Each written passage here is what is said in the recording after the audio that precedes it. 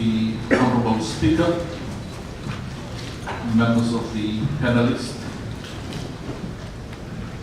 Honorable Ministers, Members of Parliament, Excellencies, members of the Diplomatic Corps, ladies and gentlemen, Bulovinaka, and welcome to the third speakers debate this evening, and I believe we are all looking forward to this event this afternoon. And without taking much of our time, I will now call the Honorable Speaker, Dr. Chico Rubeni, to start with our debate this afternoon. Thank you.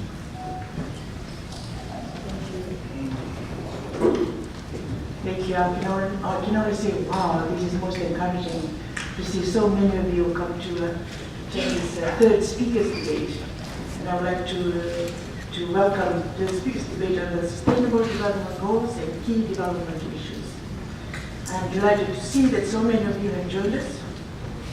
This is the third in the series of speakers debates, and the first being live streamed to allow citizens outside Suva to join the debate. Those of you who know me well will know that I'm passionate about development issues. The adoption of the Sustainable Development Goals, the SDGs, as they are commonly known, was an important step forward. The key question for us here in Fiji is, how will we reach the targets outlined in the SDGs? Last week we had a workshop for MPs with the Inter-Parliamentary Union to discuss how Parliament can better engage with the SDGs. The speakers' debates are one way for Parliament to raise awareness on these issues. I was fortunate to be at the United Nations in New York a couple of weeks ago at the UN ECOSOC High-Level Political Forum on Sustainable Development. I had the opportunity to share about our speakers' debate to a side event of the forum that involved delegates from parliaments around the world and members of the Inter-Parliamentary Union. I also highlighted the important role of the legislature in facilitating the progression of the SDGs, particularly in the legislative scrutiny process. The Speakers Debate series provides a platform for national discussion on the SDGs and our key development issues. The debates bring together diverse opinions, and this will lead to rigorous discussion on these important issues. As you can see from the panel before you tonight, we have brought together voices from the government, from the opposition, CSOs, and the business sector. Before I go into the details of the format of today's event, I would like to recognize the presence of the UNTE resident representative, Osnat Ubrani, who has done so much to support the Parliament and to raise the profile of the SDGs in Fiji. I would also like to wish the UNDP Country Director, Akiko Fuji, good luck for the future as she leaves Fiji for a new assignment, and to welcome her replacement, Bakhodir Bukharnal, to Fiji. I hope I pronounced that correctly. Few of the SDGs are linked to economic development and poverty alleviation. SDG 1 is to end poverty in all its forms. SDG 8 to promote sustained, inclusive and sustainable economic growth. Full and productive employment and decent work for all. SDG 10 is to reduce inequality within and among countries, with one of the targets being that by 2030 to progressively achieve and sustain economic growth of the bottom 40% of the population at a higher rate than the national average. The title of today's debate is Fiji's economic growth benefiting all Fijians? The format of the debate will be that I will introduce each panelist, and then each will speak on the topic for up to 7 minutes. To allow for plenty of time for questions and debate, I will be as strict with the time limit tonight as I am in the Parliament chamber.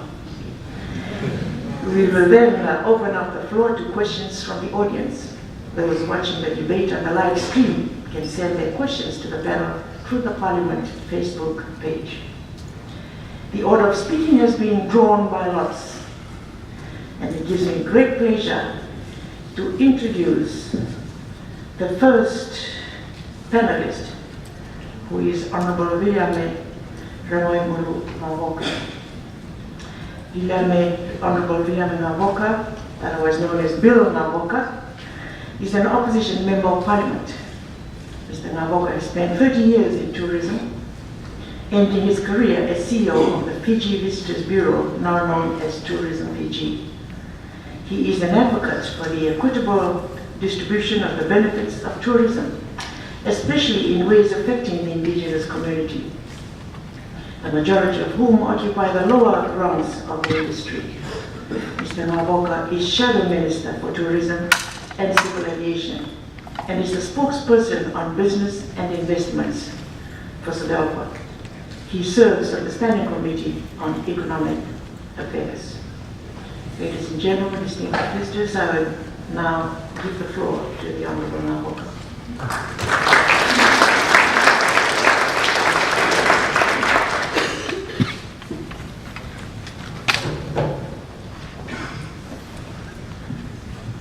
Honorable Speaker, Excellencies, Honorable Ministers, Honorable Parliamentarians, ladies and gentlemen. I'm honored to be here this evening to speak to be a panelist on this very important subject, a subject that is very dear to my heart in terms of economics benefits to benefit everyone in this country. Let me start by giving an overview of how I see the economy. I was hoping I would come after the Minister of the Economy, because I'm a member, I would shoot everything down, so I was hoping for that, but the luck was said that I'm number one today. But my reading of the economy is that it is largely dependent right now on service industries, predominantly tourism, which makes up about 34% of the GDP, and last year grossed some $1.5 billion. I'm pleased about that, being a tourism person, and I'm pleased that the structure for tourism is very firm, is very strong, especially with the funding for Tourism Fiji. Today it's about $34 million on marketing the destination.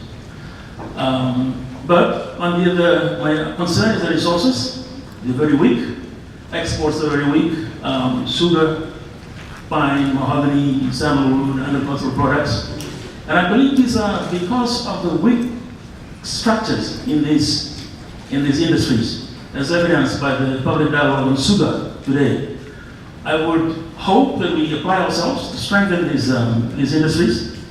Pine in particular is very encouraging. It has found its footing, and with the upgrading to the milling, pine is looking very, very promising. And I would hope that all the other exports would do likewise. I'm concerned about consumption. The economy is largely driven by consumption. And I'm concerned that there's a huge, the liquidity, the banking system is quite big, and the reserve is quite high, which can tell me that there's a lack of confidence in the economy. I know it has come down somewhat, but I did mention to the governor of the Reserve Bank that excess should not be spent on luxury goods, on new cars and all that we see on the road, but more on the investments, on plants and the likes. I know a friend who was trying to print some programs with a reputable printer, and he told me the plants in the printery was almost an industrial age type, which behoves us to apply that the liquidity that we have, the reserve that we have towards investments as opposed to consumption. Poverty continues to be a concern. If you look at those who live under the poverty line and those who live just above the poverty line, you almost talk about half of the people of Fiji, and that is a worry. And unemployment, of course, continues to be stubbornly high, and it continues to baffle us that the economy that we see growing, it is a jobless growth. There are talks of a minimum wage, and now it's around $2.32. The unions are talking about $4 an hour. I would go for that. We should not be afraid to raise the minimum wage if productivity can increase. And I believe Fiji has the ability to improve its productivity. Having said all that, and we're talking about the journey to 2030, let me challenge us all to challenge the elephant in the room. Let me explain what it is. And you know, elephant in the room is a metaphorical idiom, talks about a risk or a situation that is obvious that we ignore. Back in 1988, in November 88, after the coup in 87, the heads of the Commonwealth countries wanted to have Fiji with the constitution. But Prime Minister Lee Kuan Yew, who was a friend of Fiji, said this: it is not the constitution that will resolve a problem. It is a disparity in earning power between the Itoke and everyone else. That was in November 1998, but we did not heed what he said. We went ahead and changed our constitution. We did one in 1990, we threw it away. We did one in 1997, we abrogated it. We have now in 2013, and it's sitting uncomfortably with most people. So I would say that we should listen to what PM Lee Kuan Yew had said. Forget about the constitution. Focus on the economy and bring parity between the Itoke and everyone else. I think this will be the way to approach the journey to 2030. And if it is today, I'm told, the latest, with some estimate, that Itoke makes up about 63% of the population. Now we cannot grow the economic pie if the 63% are not fully engaged in the economy. We must approach this with a laser beam focus. There's only 40 years between now and 2030. We must apply ourselves. What can we do? What is there? And there are many options. We can empower the Fijian companies today to grow and become future Fijian holdings. Fijian Holdings was started in 1985 with $20 million grants. Today is the biggest in the stock exchange in terms of volume of shares. If you include Fijian Holdings, TD1, and RB Patel.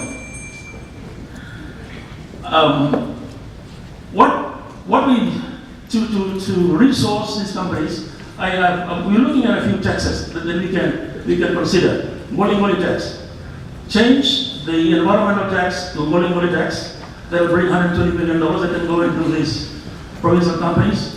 We can even look at a resource tax. Today, the corporate tax is only 20%, the lowest in this part of the world.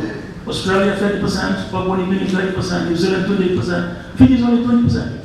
Increasing 25% and 5% would become a resource tax to help Fijian companies become like Fijian Holdings. If we go this way, by 2030, we can have 14 more Fijian Holdings. We can say that we are doing something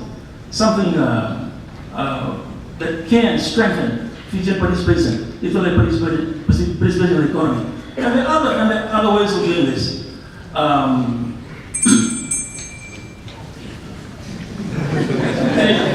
Do I have vaccines here? The speaker knows that in Parliament, I'm just warming up for 5 minutes. I'll take my say, but this is where we need to go. We need to address the elephant in the room. I have more to say, but it has to be dialogue between people of goodwill.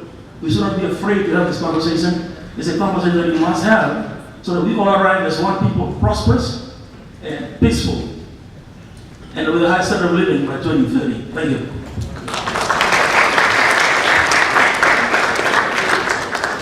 Thank you very much. The Honourable has highlighted that the Fiji economy is basically reliant on services, predominantly tourism, which he has pointed out is well structured and over the years has shown itself to be resilient. He also briefly provided an overview of other exports, which he felt was a challenge due to their weak structures, the sugar, the mahogany, saddlewood, copper, agricultural products, fisheries. He also provided an overview of the poverty and unemployment rate in Fiji. He ended by highlighting the continuing disparity in earning power between the Itoke and everyone else, as stated in 1988. Thank you very much, the Honourable Maoka. And our second speaker is Ms. Pramila Kumar. Ms. Pramila Kumar is a consumer advocate with a distinguished career in trade and investment, environment and education. As a Chief Executive Officer, she has turned the Consumer Council into a high-profile entity for consumers in Fiji through strategies aimed at holding traders and service providers responsible and accountable. She holds a master's degree in trade and environment with distinction from the Netherlands, has a Bachelor of Science degree, first division, a postgraduate diploma in biology, and a postgraduate certificate in education. Her office provides an ongoing support to Consumer International's CI global work and extends support to Vanuatu, Tonga, and Kiribati on consumer affairs. Pramila once was the Women in Business Executive Woman of the Year 2015 and was awarded Most Influential Woman of the Year 2010 by the Fijians. Her future vision is to see consumer protection a priority in the Pacific region. I now give the floor to Ms. Pramila Komo.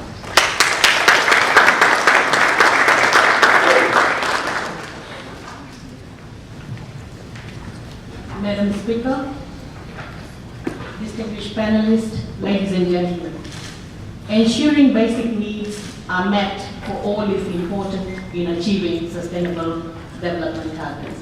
And one of the consumer rights is meeting the basic needs. Inequality is a problem for every society and for every country. It is not new for Fiji. Every country is struggling to narrow the gap. So, inequality must be handled at every step, and it's very crucial that inequality should not be ignored. Now, my interaction normally as a consumer advocate is with the business world. I get an opportunity to see how the business is behaving in the marketplace.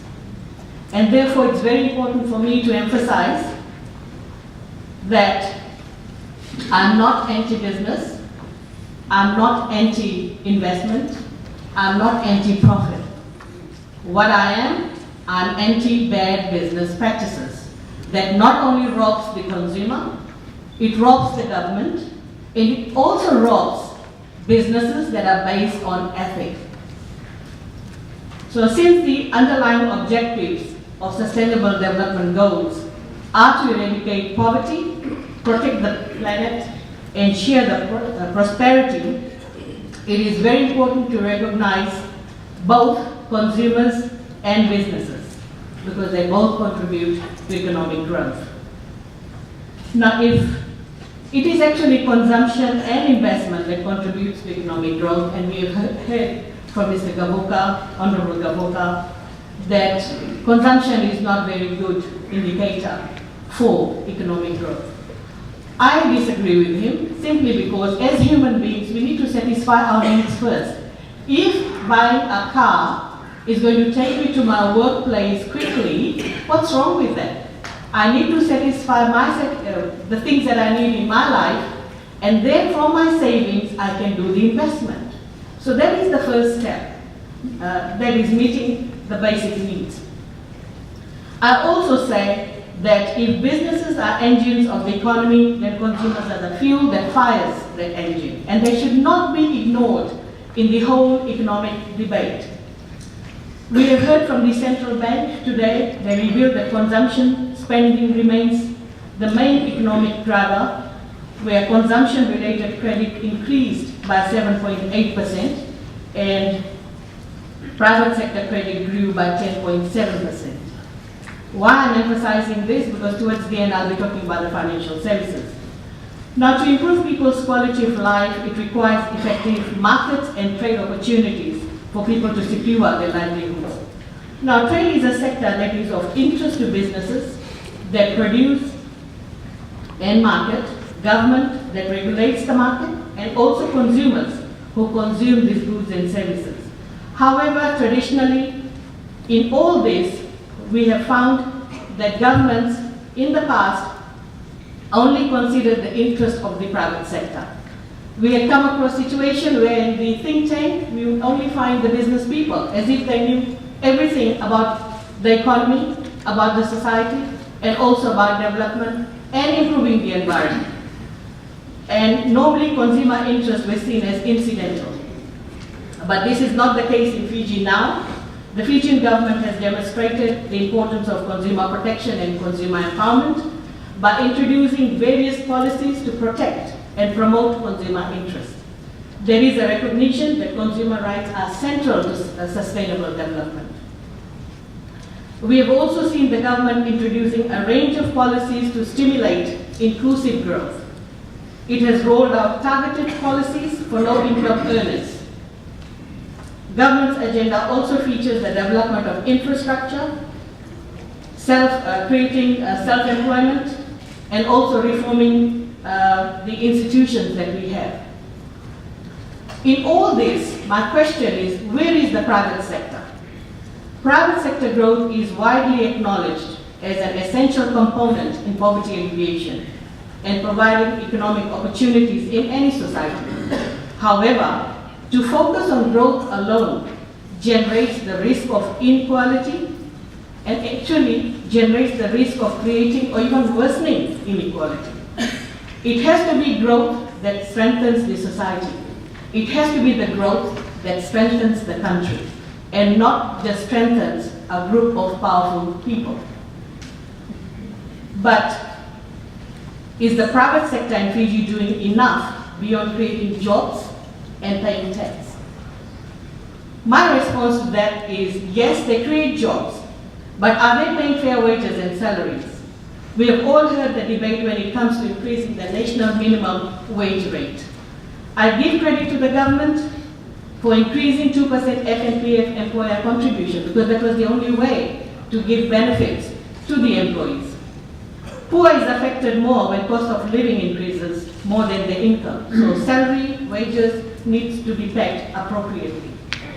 Now next question is the private sector, are they paying taxes? My response is yes they do, but are they really paying full taxes? Recent study from the World Bank on the black economy reveals that 1/3 of Fiji's GDP, that is $3 billion, is derived from black or underground economy. Whereas 2016 and 2017 national budget is by slightly more than $3 billion. Does the private sector think of consumers during national budget submission? The answer is yes. When the government reduces VAT and duty, does it get passed on to consumers? The answer is no. Are they corporate citizens? Yes, but only when they can get visibility and praise. Now, charity is meaningless if the profits generated are through unfair trade practices. Now, some inequality is important to reward the talents and for the business risk. So in my view, private sector can contribute more. But what the government needs to do more, in my view, is the health sector. That needs government's attention. And also they need to look at our financial sector, particularly our financial sector, because I can see that financial sector is not conducive or it's not geared towards low-income earners. They create products which is not suitable for low-income earners. So financial services need to be improved, and this is where I feel that Reserve Bank of Fiji is not doing a good job as a regulator. So just to sum it up, I've said 3 things today. I've thanked the government for developing policies and programs of consumer protection. I've acknowledged the importance of private sector and emphasized that they need to do more. And thirdly, I've emphasized that the government needs to look into consumer financial protection and as well as health services.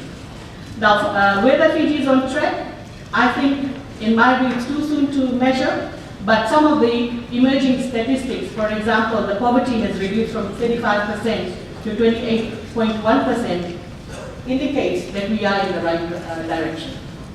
Thank you.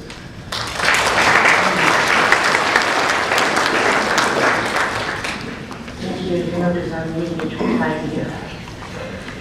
Ms. Kumar highlighted people's ability to consume, the consumption choices available to them, whether or not people are treated fairly as consumers, and their ability to earn decent wages and salaries fundamentally affect the quality of their lives and of the environment around them. Clearly then, the SDGs objectives to eradicate poverty, SDG 1, protect the planet and promote shared prosperity, fundamentally rely on how consumers think and act and how the opportunities and choices are promoted, enhanced and protected. Therefore, tackling consumer protection and consumer empowerment is vital to address inequality in economic growth. By the way, SDG 12 calls for responsible consumption and production.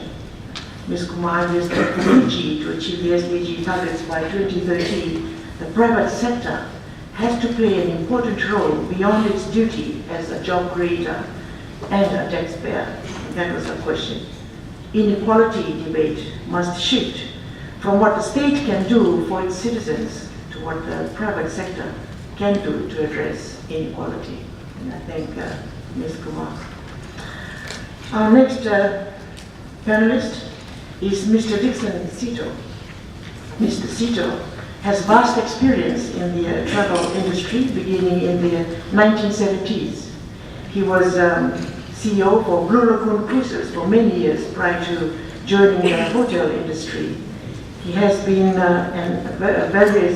in various government boards of tourism, civil aviation, and travel, and was a member of the Fiscal Review Committee in 2004. He currently sits on various advisory bodies relating to tourism education.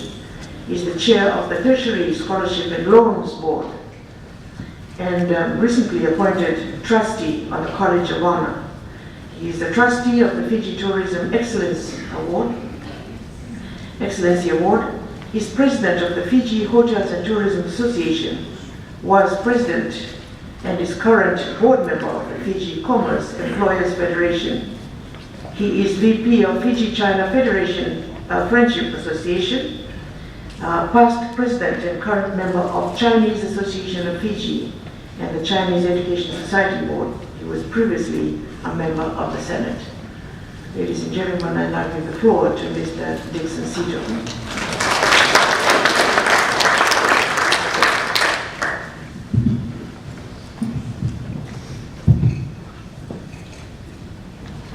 Honourable Speaker, Members of Parliament, Excellencies, ladies and gentlemen. Stats show that economic growth has been positive since 2010. Projections for 2016 were originally at 3.5 but revised downward to 2.4, despite the Winston. 2017, this is just an overview before I come to my specialty, but just to give you a general picture. 2017 growth is forecast at 3.6 and in 2018, 3.2. These are numbers that are well above some of the big economies of the world. So in total, it will be 9 years of positive growth and an excellent achievement for Fiji due to the policies adopted by the authorities. With a relatively low population growth, the per capita GDP has increased from 6,700 in 2011 to an estimated 8,700 per person currently. So the stats show that everyone's share in the pie is growing. So technically, Fiji's economic growth is benefiting all Fijians. We often hear from government and Reserve Bank officials that growth is broad-based. In 2016, most sectors of the economy will contribute to economic growth. From 2017, we will see, I think, the fruits of government's foresight in spending a lot of money in terms of the rehabilitation and the capital works project. With democracy in place and with re-engagement with multinational organizations like the World Bank, ADB, including the European Union, we see a lot of technical and financial assistance in infrastructure and agriculture amongst other sectors. And I'm sure everyone will benefit from this growth, either directly or indirectly. It's been difficult to find data on income streams or which section of the economy is benefiting from this economic growth. In some countries, income disparity, as Pramila alluded to, is wide, and the rich get richer while the poor gets poorer. But I think in this country, government has in place policies to assist the less privileged with assistance in the provision of water, electricity, education are provided free up to secondary school level. The young have cereal with milk. There's government expenditure on the aged. There is a sizable budget for health and infrastructure development, which will benefit all Fijians. With an expansionary fiscal policy, we can see government's expenditure distributed to all sectors of the economy, particularly on the economic and social infrastructure. Capital expenditure by government, as I mentioned earlier, again, this operating budget is increasing. We will definitely see the fruits of this as the capital expenditure is realized. In tourism, declare my interest, improve airports, roads, ports, jetties, and the like, helping the industry's development. As we have high incomes, as Pramila said, I'm sure she will ask me a lot of questions, that's okay. We tend to spend more to improve the quality of our lives. Prices of items have declined as a result of the decline in tax and VAT. So commodities are cheaper and have become more affordable. The RBF expects retail sales to increase.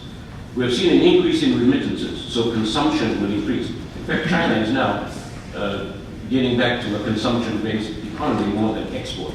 And that might be a fix to, our economic development. There's been a surge in the registration of second-hand vehicles, according to the RBF. All signs of economic growth benefiting all Fijians. Again, according to the RBF data, there's strong growth in new employment, which is in line with the trend in economic growth. Net FNPF membership is also in line with other labour market indicators. Now we come to the subject that I'm more familiar with, which is tourism. And we pose the question, is Fiji's economic growth from tourism benefiting all Fijians? In the July Economic Review released by the RBF on Friday, visitor arrivals to May this year were up by 5.2% despite the catastrophic severe tropical cyclone Winston. This was due mainly to higher visitor arrivals from New Zealand. I see my friend Mark there, thank you, and China. We are projecting a record visitor arrival of 792,000 this year compared to 755,000, which is an increase of 5%, and that's a sizable increase. The tourism industry cuts across most sectors of the Fiji economy, from agriculture, where we promote local produce in the menus, transport, wholesale and retail, manufacturing, accommodation and food services activities, arts, entertainment and recreation activities, etc. Basically, from the craftsmen in the village supplying artifacts to the major retail outlets, to farmers supplying the hotels, and a taxi driver taking tourists around the city, the contribution to the tourism industry to the economy is sizable. Tourism is 37%, well, I don't know where Bill is from, but it's about 37% of Fiji's GDP. It has the greatest potential in any sector for increased employment, economic development, and investment, especially foreign investment. In fact, tourism is the best vehicle to spread the benefits of economic development all over Fiji. In our industry, the premier resorts and hotels are not in the main cities. They are in the remote areas and islands which assist development in these remote areas. Employment, direct or indirect, is also a sizable number. 1 in 3 in employment is involved with tourism. That's well over 100,000 people. So we do contribute to VAT, income tax, service, sales tax, environment tax, company tax, etc. And this revenue that is collected by government finances capital and operating budgets, especially in its social-based programs. The more tourists or locals who use our services, the more money goes to our government, and the government uses this to provide services to the Fijian people. This is a benevolent cycle, and the better that the industry does, the better the economic growth, and everyone benefits. I have to add here that many Fijians are in top jobs, like Honorable Kaboka, he was a top guy in the industry, Honorable Commander Semi, myself, and many others. So I like to say that we now have a lot more Fijians in top jobs in the tourism industry, and we want to keep that pipeline very healthy. We're a responsible industry. We pay our taxes, despite what people say. We pay what's due to our employees. We train our staff. And we're a service industry and need to maintain high standards. We ensure that our teams are fully employed and engaged with their respective employees. We maintain our gender balance as practical as possible. Most employees actually in our industry are paid well above the minimum wage because many of our properties are unionized. And if you do have one or two cases you want to highlight to us, we have an ethics committee in the Hotel Association and we'll take action. In terms of tourism earnings, it was 1.6 billion in 2015 compared to 1.4 in 2014. Tourism is the biggest forex earner for Fiji and surpasses all other sectors. This is fast catching up to the level of Fiji's foreign reserves, which is 2 billion on the 29th of July. We often hear about net earnings from tourism, the local value adding, with local value adding and more locals owning properties. Now I believe the retention rate is much higher than before. The number of rooms was available is increasing, demand for Fijian holiday increasing, and we acknowledge the, thank you Minister of the Economy, the budget given to us, the Tourism Fiji to promote Fiji, it helps us. And the more tourism means more jobs and more demand for goods and services, we will definitely contribute to economic growth. Currently, the number of hotels being constructed, employment is provided to construction workers, and the cycle goes on. Can you imagine what Fiji will be like without the tourism industry? Thank you.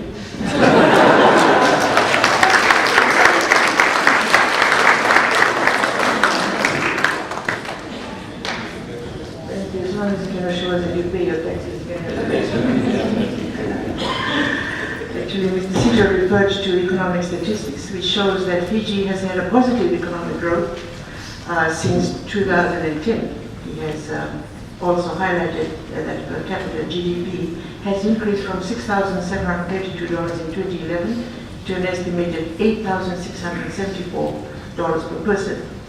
He mentions that it is difficult to find out how the income streams of which section of the economy is benefiting from the current economic growth. He refers to current government policies in place to assist with less privilege, such as free tuition, free milk and cereal, a sizable budget for health and infrastructure development. He says benefits all Fijians. He refers to other indicators such as a decline in VAT, increases in cellular retails, increase in remittances, a surge in the registration of second-hand vehicles, all signs that economic growth is benefiting all Fijians. In the later part of his speech, he focused specifically on tourism, which contributes to about 37% of Fiji's GDP and has the greatest potential of any sector for increased employment, economic development, and investment, especially the foreign investment. And I thank you, Mr. Sito. We'll now move on to our next panelist, and that is Mr. Neil Maharaj, who is the Executive Director of Fiji Council of Social Services and Costs. With professional work experience spanning 12 years in the private and not-for-profit sector, with expertise in marketing, organization reform, project management, policy advocacy, CSO governance, 21st century leadership, and developing innovative solutions. Neil is a qualified trainer and has mobilized grassroots and international campaigns in Fiji. He has developed and executed a number of capacity development community projects. He has a diploma in business management and Bachelor of Commerce majoring in management and marketing. Neil's passion is to contribute to positive social, economic, and technological development in communities. He believes in society free from all forms of discrimination.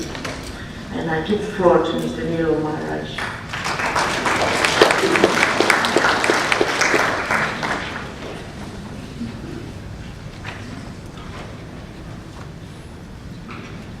Madam Speaker, Honorable Ministers, Honorable MPs, members of the Diplomatic Forum, civil society organizations, and members of the public. Good to note that always the civil society organizations are last to speak, but today we are second last to speak. Civil society organizations have immensely contributed to economic growth of Fiji through social and economic empowerment programs. Hence, it is important to recognize that CSOs as equal partners in fostering economic growth. We provide billions of dollars of services, but the challenge is to establish mechanisms that capture the civil society contribution into the country's GDP. The economic experts and institutions may be in a better position to ascertain whether all Fijians are equally benefiting from economic growth.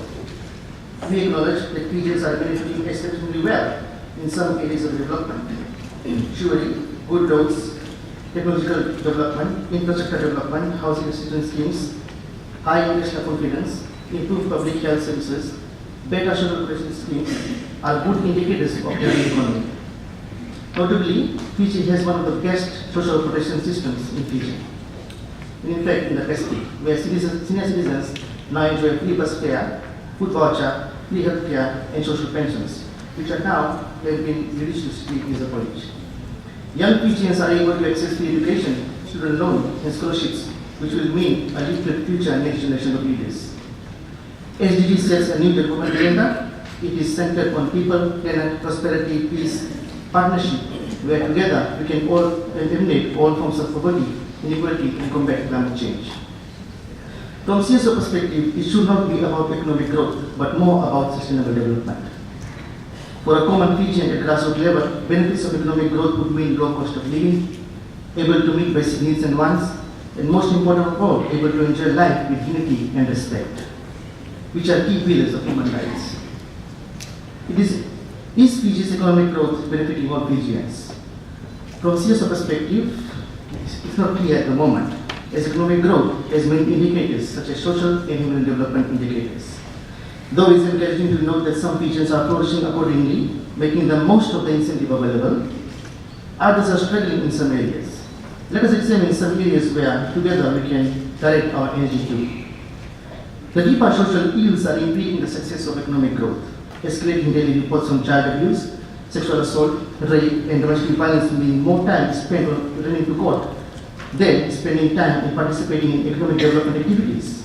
Suicide rate has been reported higher in 2016. Hence, if social rehabilitation, social empowerment, and behavior change are encouraged, the economic development surely has more potential to benefit all Fijians. According to research, Fiji, like other countries, will face unprecedented aging population from 2025 onwards. We will have more older people than ever before. It is critical to address the gap between retirement age of 55 to 60 years old and prepare the older Fijians for future. This will allow older Fijians to enhance their capacity to manage economic and social risk. Rural to urban migration of Fijians are affecting our agriculture market, sugar industry, and economic growth in rural areas. We need to provide more benefits in our rural communities. For instance, farmers have less benefit than white-collar job workers in terms of services, social benefits, FNPL, and insurance. We need to create more opportunities for people living with disability and use their ability for economic growth. And we acknowledge that the 2016 and 2017 national budget have made provisions for the disability sector. According to Fiji Bureau of Statistics, in 2004 and 5 and 2010 and 11, general working age population has increased. However, informal employment has also increased. Particularly for women, 57.2% in 2005 to 64.7% in 2011. There is also an increase in the number of youths moving into informal employment, 60% in 2005 and 62.9% in 2011. More informal employment means more Fijians have less access to social security, such as FNPL, and therefore vulnerable, especially during national and economic crisis. Youth unemployment has also increased from 2005, that's 11%, to 15% in 2011. According to Fiji labour market update by ILO, Fiji's rate has driven down by low female participation, which was at 41.6% compared to male at 75.8%, difference of 34.2%. Furthermore, women earn around 1/3 less than men, pointing to labour market constraints and untapped potential of women. There is evidence that gender gap has been deteriorating, with women being more likely to enter informal work and subsistence activities. The gender gap is still huge in terms of opportunity for women, as per Global Gender Survey conducted by Fiji Women's Rights Movement. And one of the largest gaps is in the economic sector. Unhealthy and unwell population are spending more time in hospitals than spending time on farm, contributing to productivity of workplace and business as a whole. Ministry of Health revealed that 80% of all cases received from them are NCD related. International Diabetes Federation reports that the rate of diabetes in Fiji is among the highest in the world. A diabetes-related amputation is carried out by surgeons in Fiji every 12 hours. Disease populace is said to be increasing and this burdens our society. Hence, leaves less room for maximum use of infrastructure and economic provision that are available here. Of course, microfinance, with approximately 5,000 plus members, those paradigm shift in the demand for microfinance services. We know that increasing member savings and more demand for micro loans. We encourage that more grants are available to civil society for livelihood and income generation projects. And I hope to catch up with the Honorable Minister of Economy after this, probably to see how CSOs can be funded. In conclusion, from CSO perspective, it's hard to ascertain whether economic growth is benefiting all Fijians. As in some Pacific Island countries, although economic growth may be high, but human development indicators may be low. It's good to note Fijians are taking advantage of continued economic growth over the years, but rising social issues may impede economic growth and is benefit to some Fijians. CSOs must be included in all stages of development. Finally, we thank all CSO members and partners for contributing in preparation of this discussion paper. Collectively, we endeavor a human-centered development to enable sustainable development growth. Vinaka, thank you, and Dhanawad.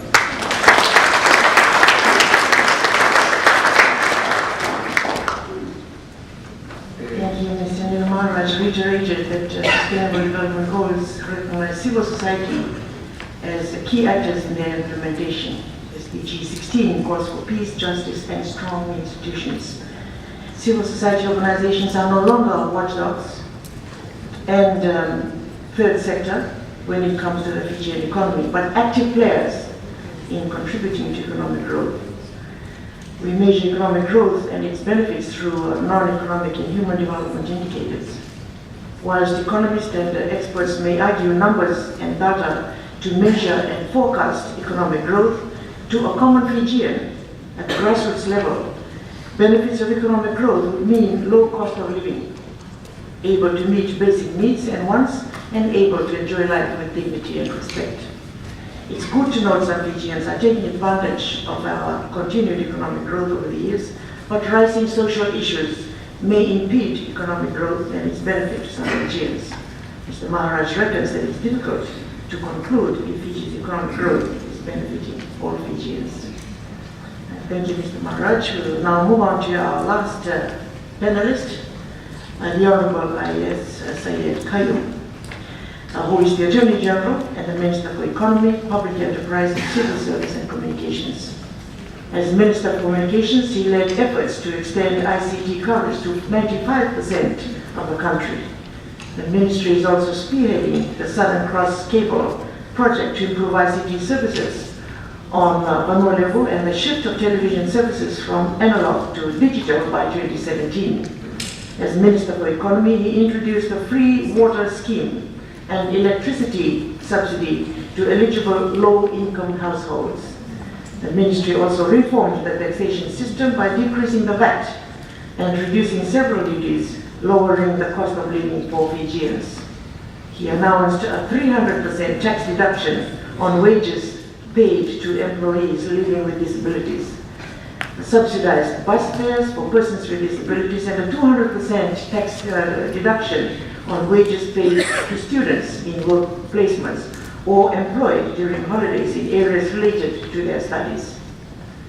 He completed his master's in law degree at the University of Hong Kong, holds a graduate diploma in legal practice from the University of Wollongong, obtained his Bachelor of Laws degree at the University of New South Wales, and has a Bachelor of Arts degree from the Australian National University in Canberra.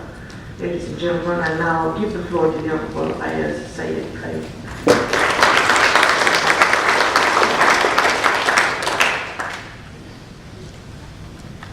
Honourable Speaker, Honourable Ministers, Members of Parliament, ladies and gentlemen, fellow panelists. I'm very tempted to comment on the comments by the Honourable Member from the Opposition, but I'll restrain myself. The topic, of course, is Fiji's economic growth, benefiting all Fijians. I think we'll all agree that economic growth itself does not mean equality in its shared growth. Everybody agrees with that. The reality of all economies around the world is that when the economy grows, there would be disparities within the economy itself.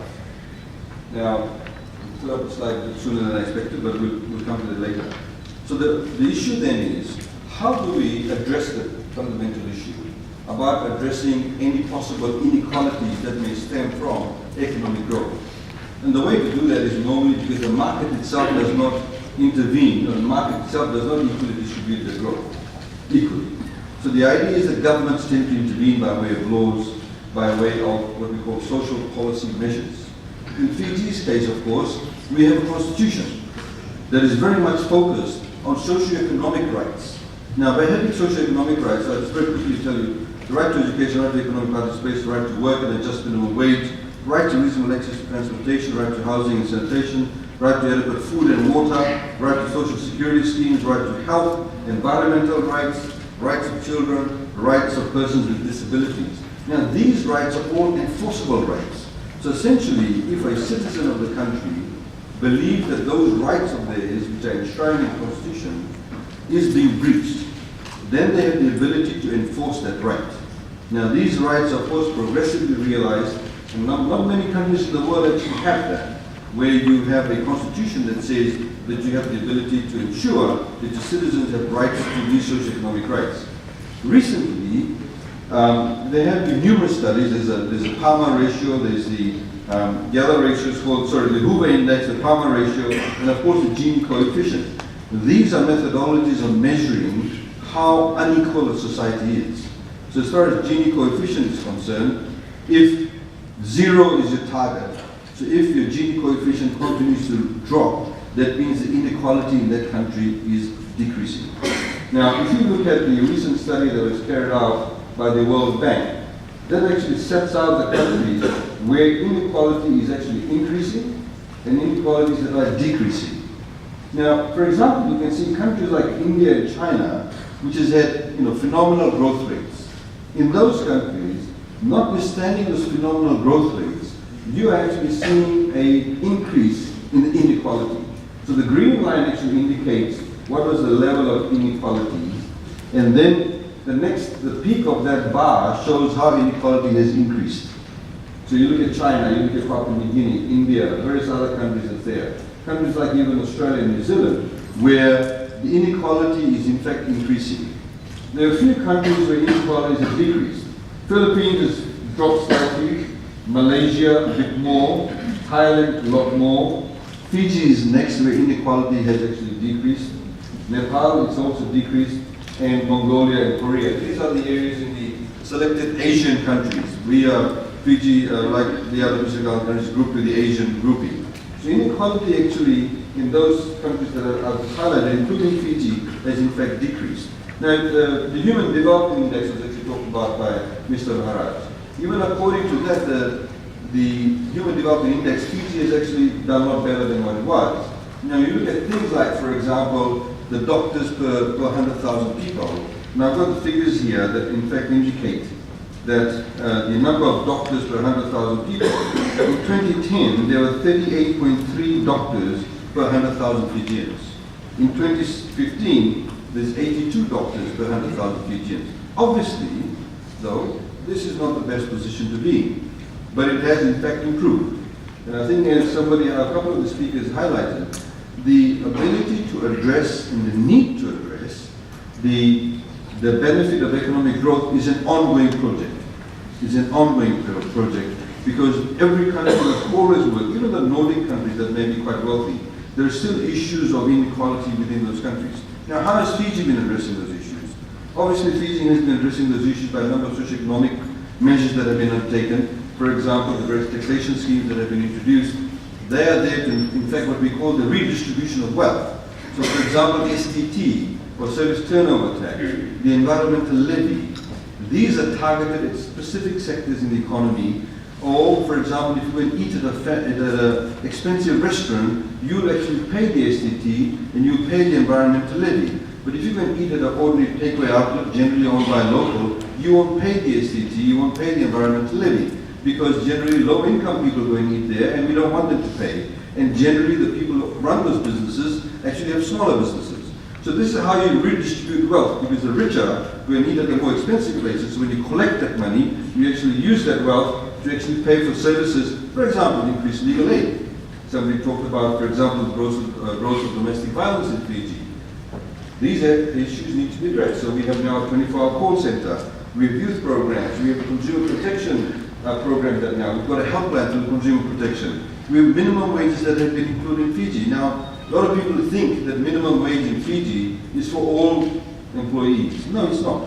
It's about the unskilled employees. There are 8 wages council that have their own set of minimum wages.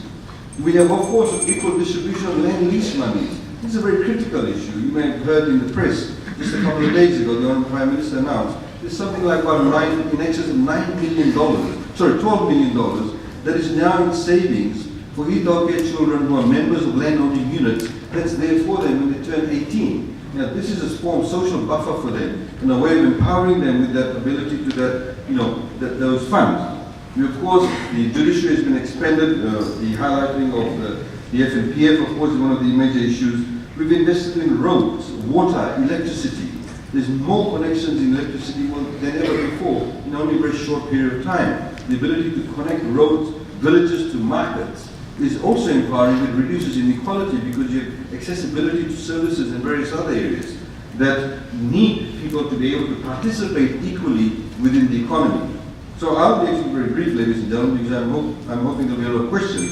But the point is that reducing inequality or passing on the benefits of economic growth is an ongoing project. And the way to address that project is to ensure that you have the right policies in place, and those policies, ladies and gentlemen, need to be sustainable. They cannot be one-off policies, and those policies, ladies and gentlemen, need to address everybody's needs on the basis of need. On the basis of need for them, not on the basis of ethnicity, not on the basis of religion, not on the basis of province, but on the basis of a common and equal citizenry where people's needs are addressed who actually need them. Thank you.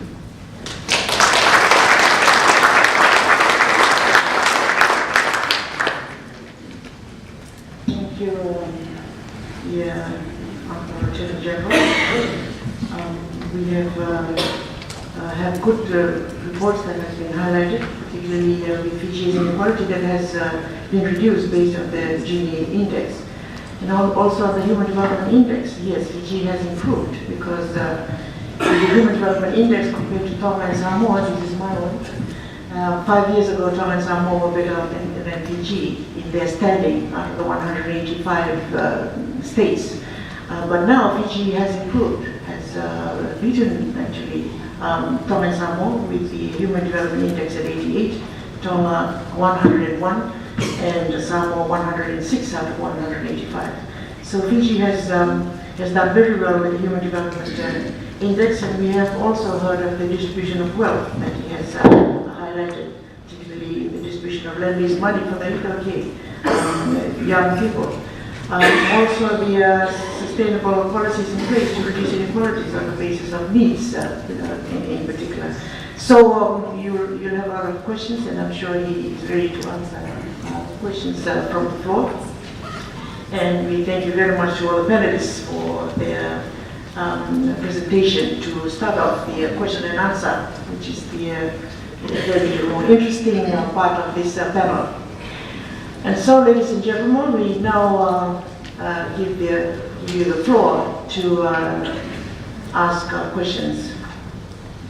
And please, you are allowed only one question each, and that you will stick to the subject of the debate.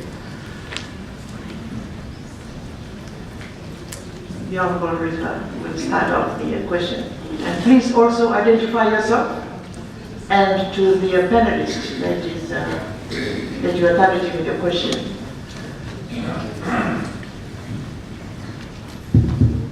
Thank you. I'm Honorable Nathan, Member of Parliament. My question is directed to the Minister of Economy. My question is very parallel to the theme that we have this evening. My question is on SDG. As you are aware, the theme of SDG, leave no one behind, telling us equal opportunity for everyone. My question is, Honorable Minister, how do you prioritize the 17 goals, and of course balancing these goals in putting together the national budget?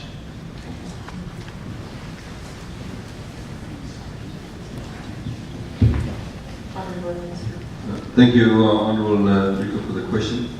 I think in terms of measuring the SDGs, which of course we are to accomplish by 2013, we must take a holistic approach to it. Fundamentally, different countries this morning, actually, for example, we were at a meeting of the Forum Secretariat where we're discussing climate change issues, and in particular accessing climate finance. Now, the reality is that many countries, even though they may be in the Pacific, they're at different stages of development in respect of the 17 different areas of target under the SDGs. So, for example, we may be way ahead in the legal framework pertaining to equality of women or empowerment of women, but we may not necessarily be have the right resources allocated to access to water, for example. So when we do the budgeting, we actually look at the areas that we have the capacity to address the issues in the first place. So if we were to, for example, talk about the health sector, we cannot produce a cardiologist overnight. We do not have somebody in Fiji at the moment, if any one of us in this room had a heart attack, who's on call 24/7, who can do an open heart surgery in Fiji. Now, the point is, to produce a cardiologist or somebody who can actually do an open heart surgery does take some time. So you either, for example, if you want to train locals, you have to send them away, they specialize, they come back. Or you could hire people directly. Or you could, for example, encourage the private sector to invest in the health sector so you can fast track or leapfrog into providing the services. So in terms of assessing how you prioritize, you need to look at what are the factors that contribute towards the realization of that particular SDG and where we are, and then what resources are required. So some may have different priorities, others may require not necessarily money, but the right environment to encourage people to be able to enable us to provide the SDGs. So it's not necessarily a very simple solution. And this is where the ministries actually have a huge input.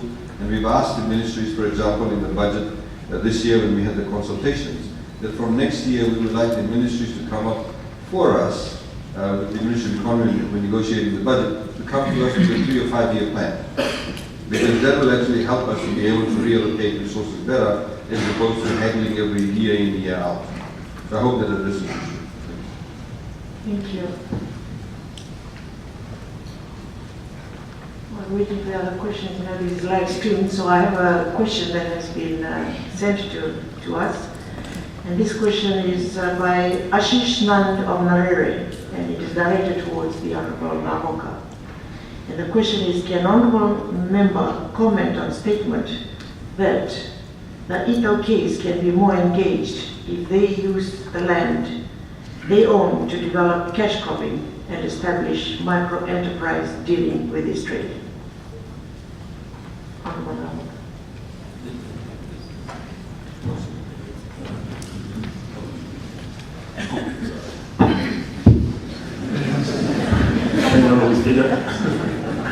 That's an excellent question. In Parliament, we have a Minister for Agriculture, is someone who I really admire, the way he articulates his vision. I always like the way he puts things across. But in Parliament, I always challenge him on this, that we need to put in place a support system to help our farmers. The Ito case needs a lot of hand holding. You got to hold his hand to have him engage in vegetable farming. It's a highly disciplined undertaking. Unlike sugar or other crops that he cultivates. Cash crop is very promising. But that's why I continue to differ with my colleague, the Minister for Agriculture. Let me give you an example. In the valleys of Nandronga, up in the highlands, in Namosa, we're setting up a collection center in KRC. This is the work of the provincial office, of which I'm a board member. We built this collection center to collect all the crops from the 5 tikinas up in the highlands. People who are today growing crops that are not legal.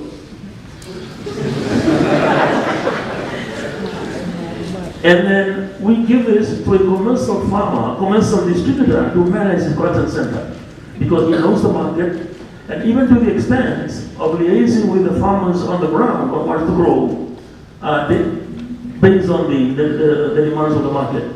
This is the way to go. But the Ministry of Agriculture has to be the support on the ground. And I know he's developing this, it's becoming, he is part of this, the minister, but we need machinery to help clear the land. We need nurseries to be set up. We need experts from the ministry to monitor the performance of the farmers. So it's very critical for the support to be there to help our people grow vegetables and grow those types of crops. The promise is very promising. Today, agriculture is only 12% of GDP, and I believe it should be double that. And I believe the answer is in going this way, but with a proper support structure. Sugar has 38 sectors. I'm from a sugar growing area. Each sector has an overseer, farm managers, and other support staff to help in every sector. They know exactly what is being planted, what is due for harvesting, and the likes. Simple approach.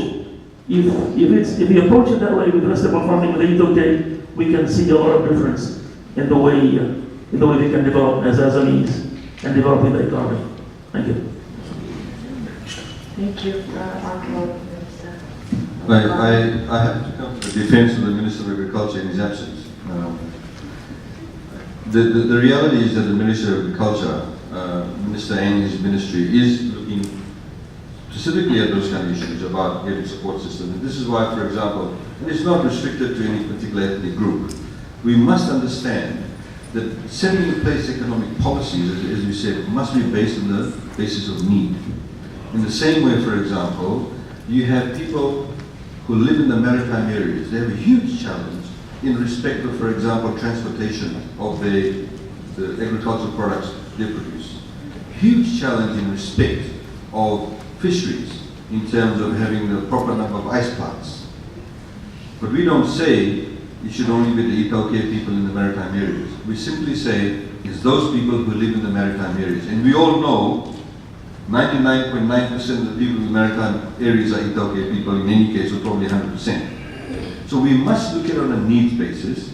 But getting back to the issue of what the Minister of Agriculture is doing, also we have a vehicle for the Agricultural Marketing Authority.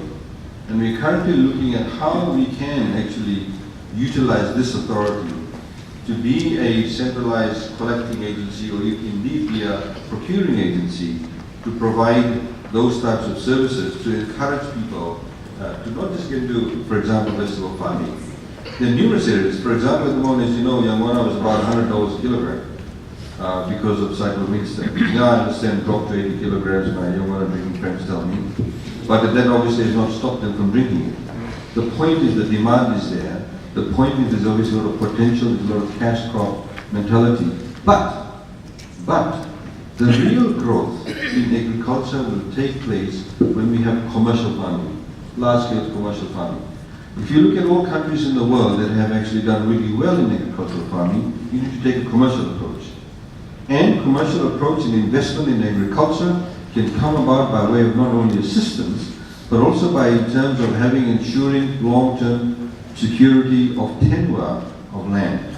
And the problem in Fiji has been mainstream banks do not lend to the agricultural sector. You only have crop liens that BSP does. Only the reason why BSP is doing it probably is because it used to be the National Bank of Fiji. Now, none of the other mainstream banks actually participate in the agricultural sector. One of the reasons why they say that is that the collateral is not necessarily there. And fundamentally, the collateral has always been land. So if you have security of tenure, if you have long-term leases, 50, 70, 99-year leases, banks use that as collateral, and then also you can get into full mechanization of farms, which we believe is obviously the way to go through. Thanks. Thank you. Any more questions? So is Fiji's economic growth benefiting all Fijians? No. Thank you. Yes. There's one hand up right opposite me there. You can have the floor now.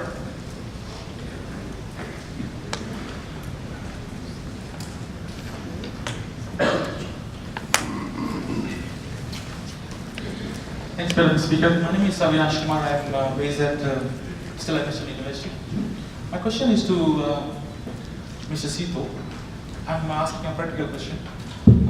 It's about the cost of tourism when visitors come from overseas, because I live in Australia temporarily. I find that the cost of visiting Fiji is very expensive. For instance, the food.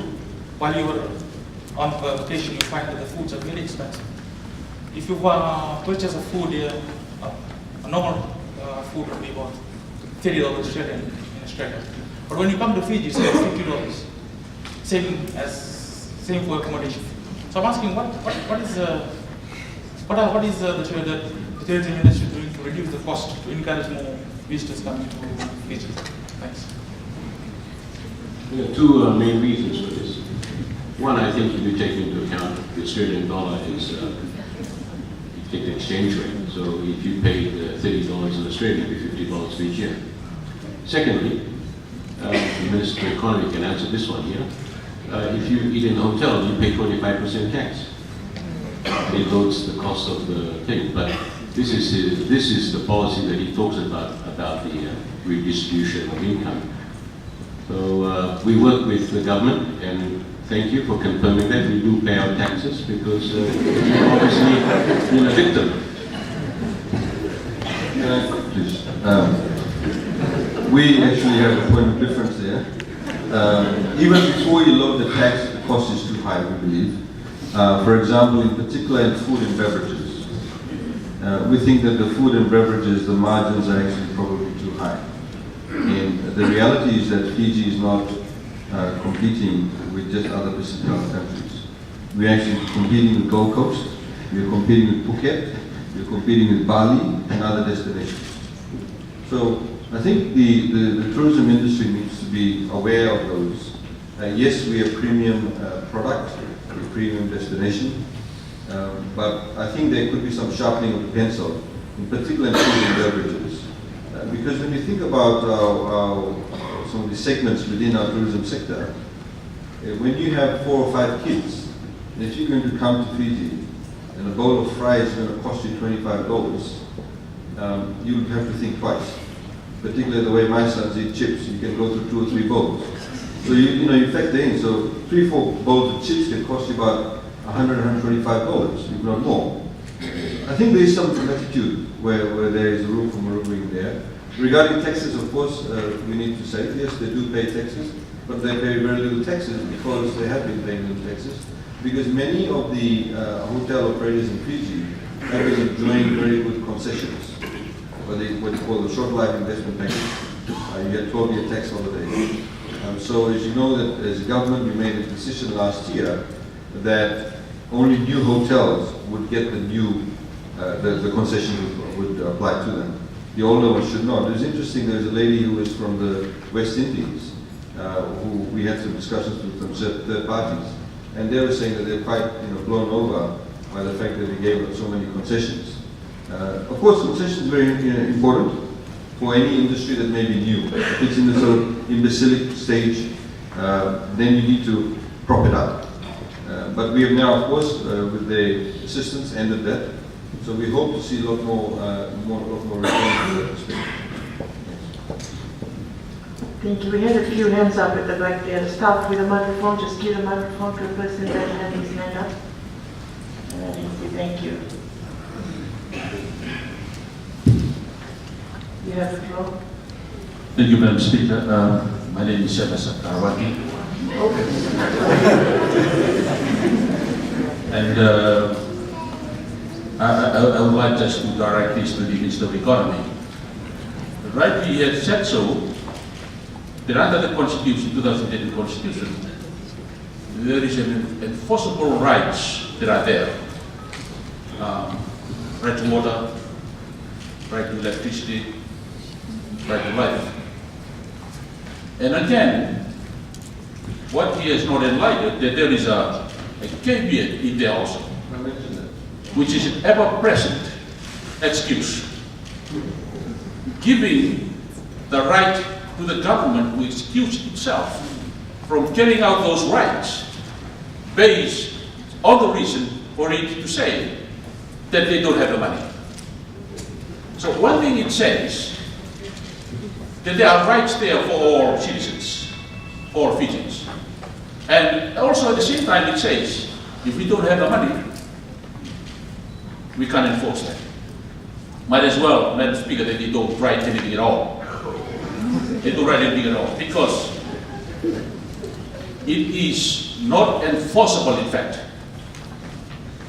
And Madam Speaker, the reason why I see that the growth of the economy does not assist all Fijians, because there are areas. For instance, there are people who are living in settlements. And there are always requirements for them to get the electricity. One is to get the form signed by the landowners and all those. If those issues are not addressed, then they are not provided with the power. We're talking about the sustainable development goals. Any other questions? And the question, Madam Speaker, is that what are they going to do not to be dictated by those legal excuses, but to ensure they provide the rights to the people, to the citizens of Fiji? That's the question. What are they going to do? Not to make an excuse because of the legal requirements, and then yet the citizens of this country are denied from those rights that the Constitution says it can be enforced on the government to provide. Thank you, Madam Speaker. Thank you. And a supplementary question. Thank you, Madam Speaker. Madam Speaker, I thank the Honourable Karabaki. I thought I was going to get a question from me. But the fact of the matter is that no other Fijian constitution has ever had socio-economic rights. The fact of the matter is that other constitutions that does have socio-economic provisions in the constitution have a similar provision in what we have. And let me, for your benefit, read this out to you.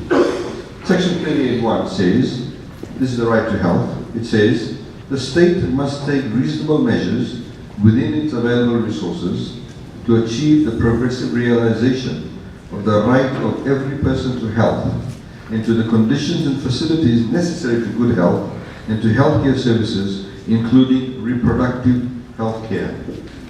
Subsection 2 of section 38 says, a person must not be denied emergency medical treatment.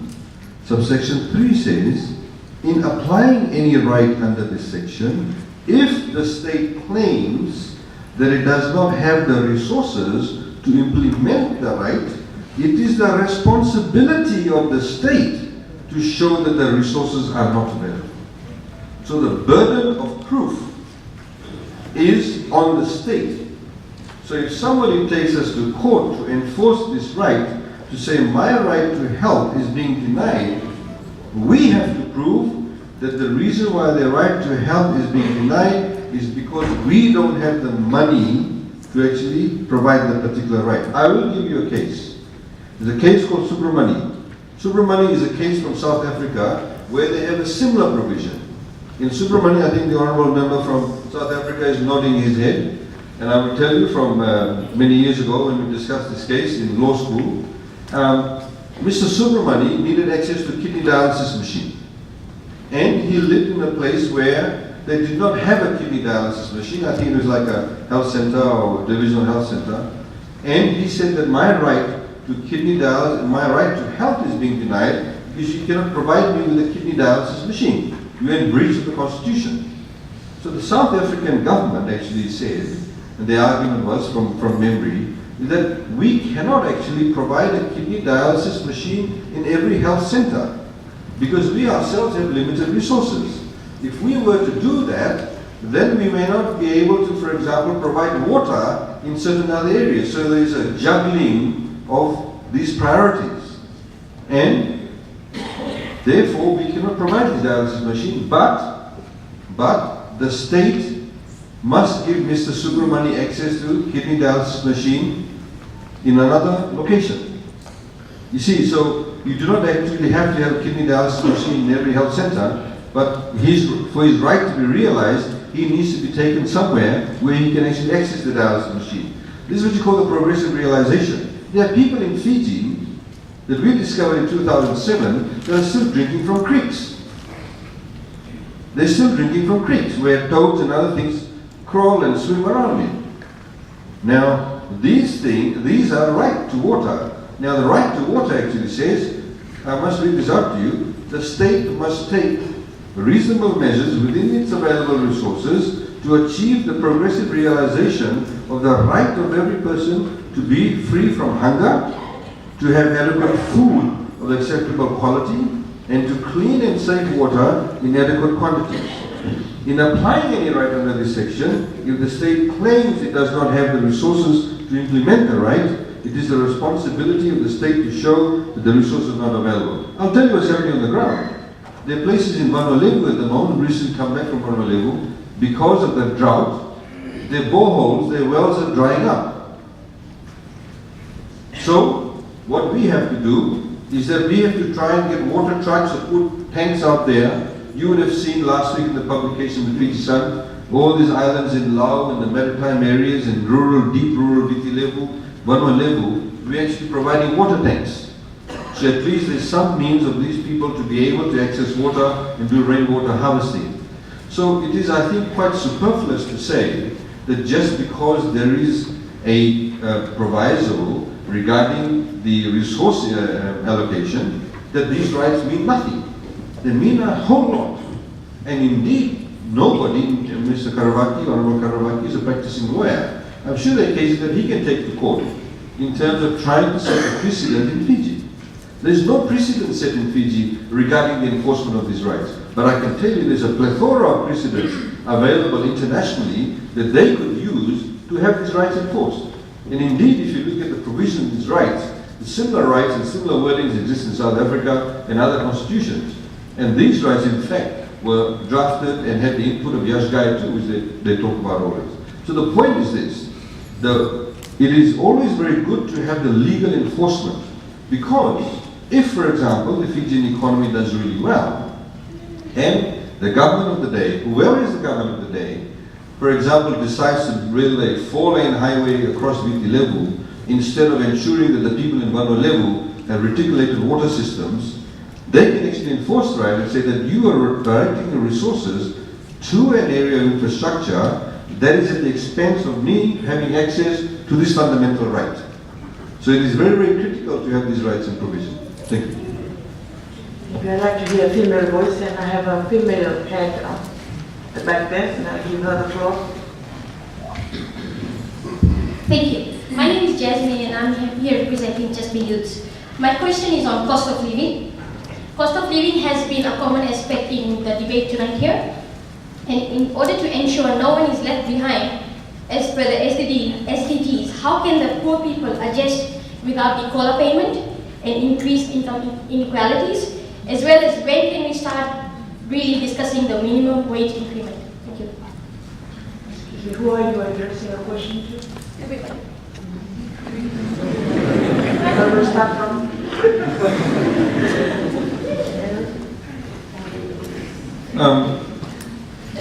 COLA payments, and I think you see this is the issue. COLA payments is not the only means of ensuring that you meet the cost of living. Even though COLA means cost of living adjustment, it's a very old way of looking at meeting the cost of living. I mean, you need to look at the statistics. The reality is that with a reduction in VAT, the cost of the average basket of goods that you require for day-to-day living, as the RBF would tell you, has come down by 4.5%. Now, apart from that, there is also the fact that there are a number of other social provisions that we have made. The cost of, for example, education is defrayed because people no longer need to pay for their school fees. They no longer have to pay for university fees if they get a place in university. Those people who earn less than $30,000 a year have free water, 90,250 liters of water a year. We have subsidized electricity. The cost of electricity is 34 cents a unit. If you earn less than $30,000 a year, use 95 kilowatts, the government pays 17 cents of the 34 cents directly to FEA, so your bill cost actually is halved. We also then have subsidized bus fares, or people who live in the maritime areas who need to get to school by a punt, we actually pay for that. Or people who travel by minibuses, we pay for that. We spend $21 million a year in what is generally called as bus fare subsidies for school children. Now, these are the various ways. We give a food voucher to rural pregnant women. We now give pensions to those people, including farmers up in Tayasi and anywhere else, $50 a month. No government has ever done that. And I'm not saying that is necessarily, the best deal in town, but the fact is that there's a realization of some form of assistance. There are many people in rural Fiji who actually never belonged, nor do they belong to FNPF. So they don't have a pension.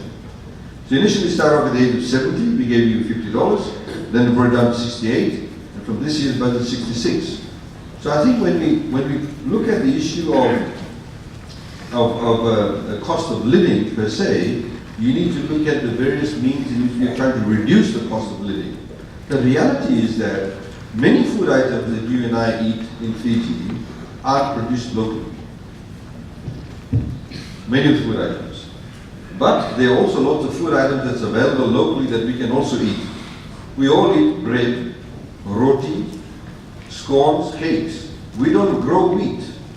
We are subjected to the world market price of wheat. FMF, Punja and Sons buy their wheat from Australia. Australian Wheat Board sets the price. We have flour as a price controlled item. So that's how we adjust or ensure that the cost of living does not escalate. In the same way, there's a number of other items that is also price controlled. The reality is this, and I would also like to please highlight to you that we cannot get swept away with this idea of trying to always play catch up. Because what you can find very, very quickly is that you are caught in a spiral of trying to always catch up by the traditional means, and that is simply increasing wages for everybody. Because what that will do is increase the cost of living in any case. It's a catch-22 situation. So if, for example, the sales assistant who works in the shop that you go and buy goods in is increased dramatically, what do you think the businessman is going to do or businesswoman is going to do? They'll pass the cost on to the goods that you're going to buy. Then you'll say that the cost of food has gone up, the cost of buying services has gone up, so you also want to pay rise. It is a never-ending cycle. This is why governments need to make an intervention. We need to make an intervention and have targeted assistance. Well, that's where we break the cycle. So we need to understand that. You have a country like Australia where the labor rates for some very basic work has gone ridiculously high. Why do you think our garment industry is actually growing? We are actually, one can argue, taking away jobs from Australians. Because the cost of labor and the labor laws that they have put in is very high, they are looking at alternative markets or labor market sources. We have to ensure that they don't come and exploit our workers. We have reasonable rates in place where we reach an equilibrium or a balance so that they still find us attractive for investment, and we still ensure that the labor rates aren't oppressive, that our people don't actually share the benefits. So we had something like 3,500 workers only a few years ago in the garment industry. Today we have 7,500 workers in the garment industry. These are new people. These are new people with employment.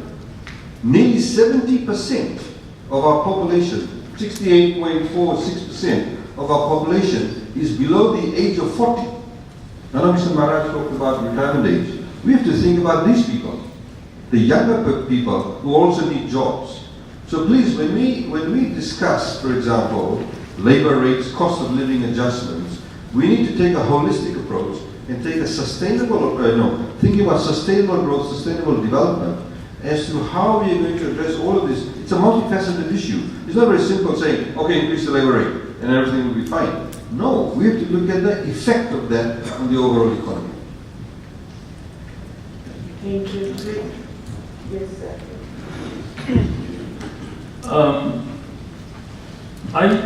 We don't seem to be too concerned about the increases in the minimum wage. The unions have asked for a $4 minimum wage. If the economy is firing all cylinders, productivity is up, we should not be afraid of increasing minimum wage. Our concern in Fiji right now is that the industry is too reliant on services, namely tourism. That is why we said we should focus on exports also. bring up sugar and all the other exports that are languishing right now. So in our view, we should be paying a decent wage, and $4 to us is affordable. If we restructure the industries and the economy is firing on all cylinders. Let me just say here that I'm not against consumption.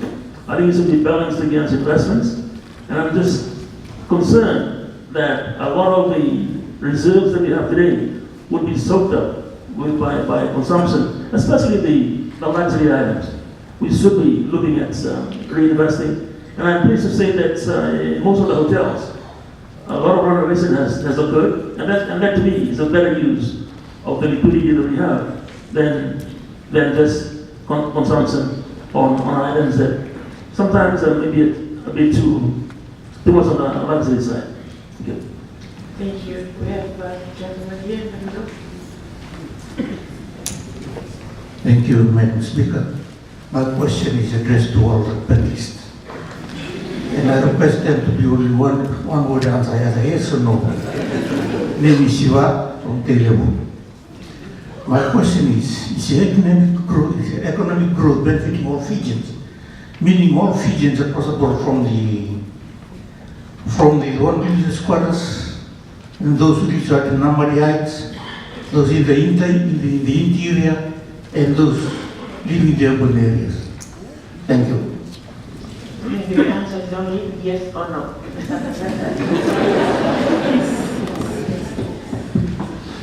I think in my presentation I had already answered it. If you're asking me yes or no, I will not respond to that. What I will respond to is it's too soon to measure. We have to allow till 2030, but the steps that are being taken in terms of policy development is in the right direction. That's all I have to say. Thank you.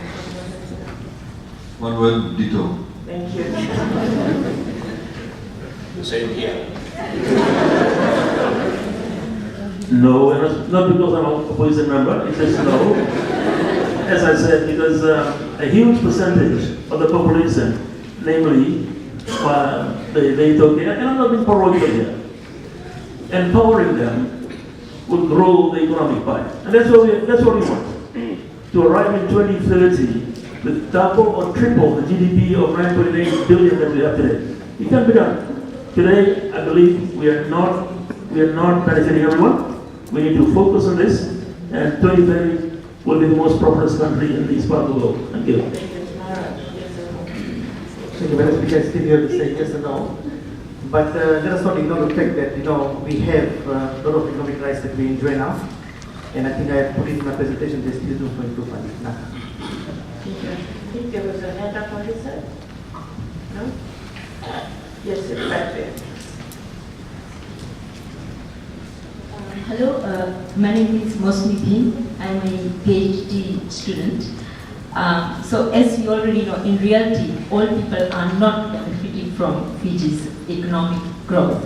And some people dispute whether in fact we've had real growth because we've had so many coups and each coup has taken us back so many years. So if you put them all together, we really haven't grown much over the past few decades. So putting that aside, since the 2006 coup in Fiji, we've had a continuous imposition of decrees. And we've had a series of decrees where all kinds of taxes, rates, customs duty, excise duty, everything was being increased, ranging from 20% to 200%. So we've had a period of almost 10 years where there's been constant increases in all kinds of taxes, rates, excise duties.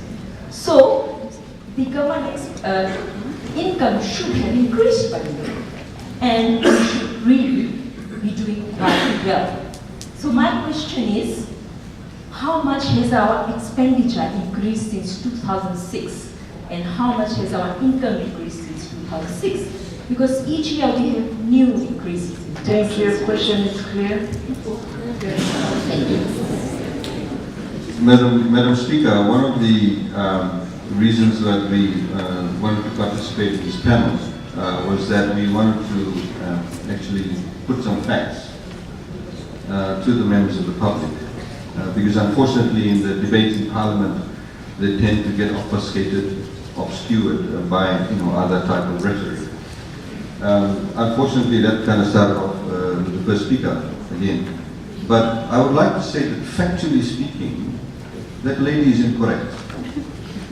Factually speaking, she is absolutely incorrect that taxes and tariffs have all increased by 200%. The reality is this. In Fiji, at the end of 2006, anybody that was earning more than $8,400 or $8,600, I think, one of those, had to start paying tax. Anything more than that. And the tax rate started at 15%. And 22%, they went up to the 30% mark. When the tax reform took place, about 3 years ago, we increased the income tax threshold from $8,800 to $16,000, which meant that anybody earning up to $16,000 did not pay any taxes. So everybody that earned up to $16,000 took the entire $16,000 home. Whereas before, as soon as they earned more than $8,600, $8,800, they had to start paying taxes. That's a fact. Further fact is that those people who earned more than $16,000, the tax rate started at 7%, not 15%. Started at 7%, the maximum tax rate being 20%. Anybody in Fiji that earns more than $270,000 now pays what they call a social responsibility levy or tax. SRT. In other words, the tax structure has been changed to say that those people who are the wealthy end need to pay more than the simple 20% of the maximum tax. So we can use that money to redistribute it to those who have low income earnings. So that is factually incorrect. And I'm quite amazed that that claim has been made. Thank you.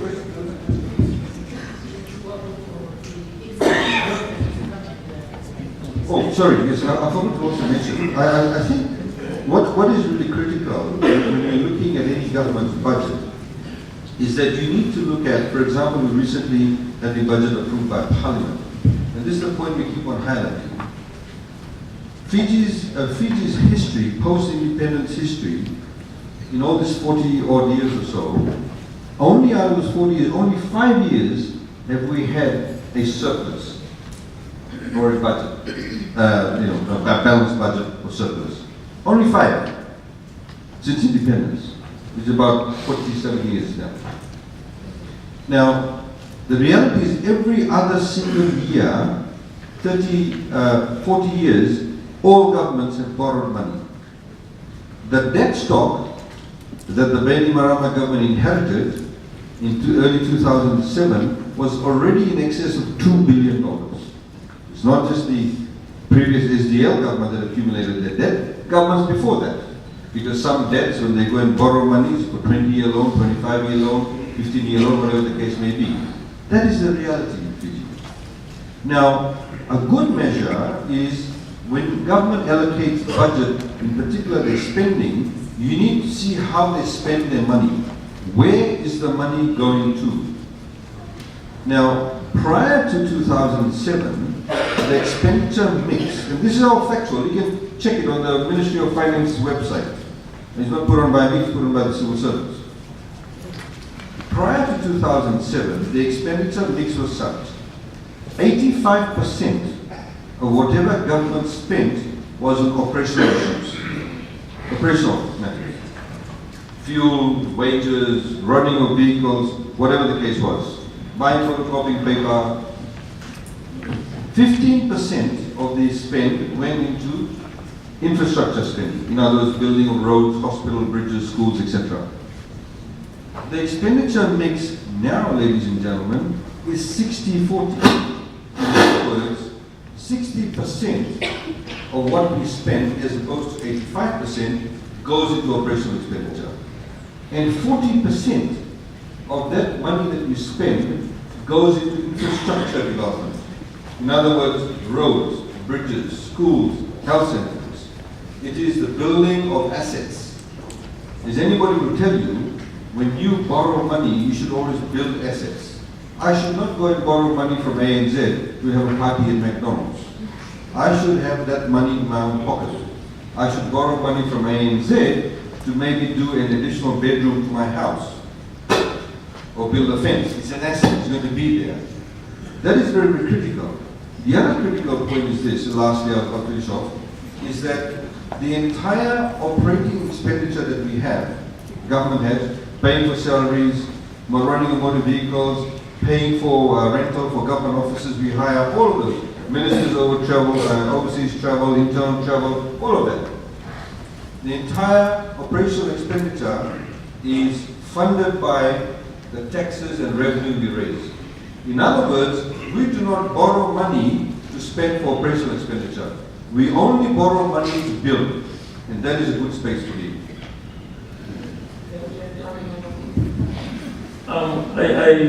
The young lady spoke about some increased taxes.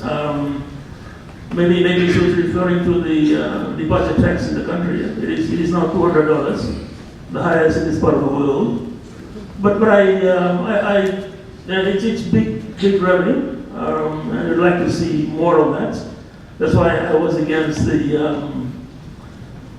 exemption given to people who only stay for 3 days, because I think you're punishing the people who stay longer in Fiji. It's unfair of them. And also the tourism taxes have gone up a bit. But one thing you'll notice now is that the efficiency in tax collection is quite remarkable. You're going to salute Fulka for doing a wonderful job. And I think the VAT collected now with GDP of 9.8 billion and VAT being 900 and something million. It's quite remarkable the way they're doing it. So we're collecting a lot of revenue, and yes, and I know 2 instances where tax have increased, departure and tourism tax. Thank you. Thank you. Let's come from the middle there. Yes. Mike. Yeah.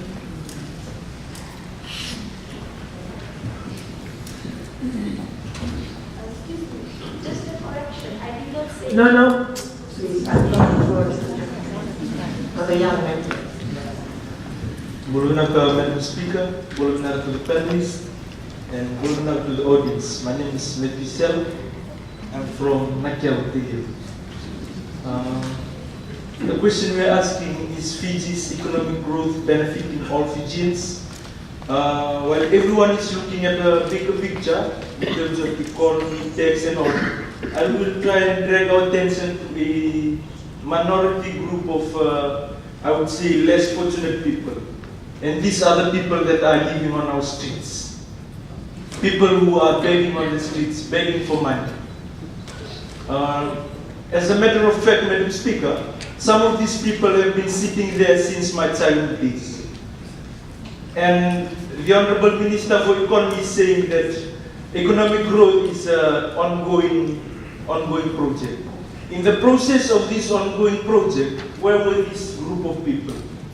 They've been sitting there for quite some time. What will the government do to at least minimize the number of people begging for money, sitting on our streets? Thank you. And another thing, Madam Speaker, we should bear in mind. Only one. Thank you, Madam Speaker.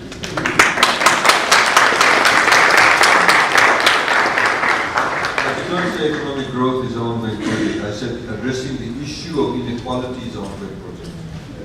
So to reduce inequality is an ongoing project. And I completely accept the proposition that you cannot address inequality immediately. You cannot say, this is one thing we'll do, and no one in Fiji will be inequality anymore. No country has ever done that. Now, if you have economic growth, I completely agree with you. And as I said in my introduction, by having economic growth, it does not mean that all inequality will be removed. or that we won't have squatters anymore, or that we won't have people living in the streets anymore.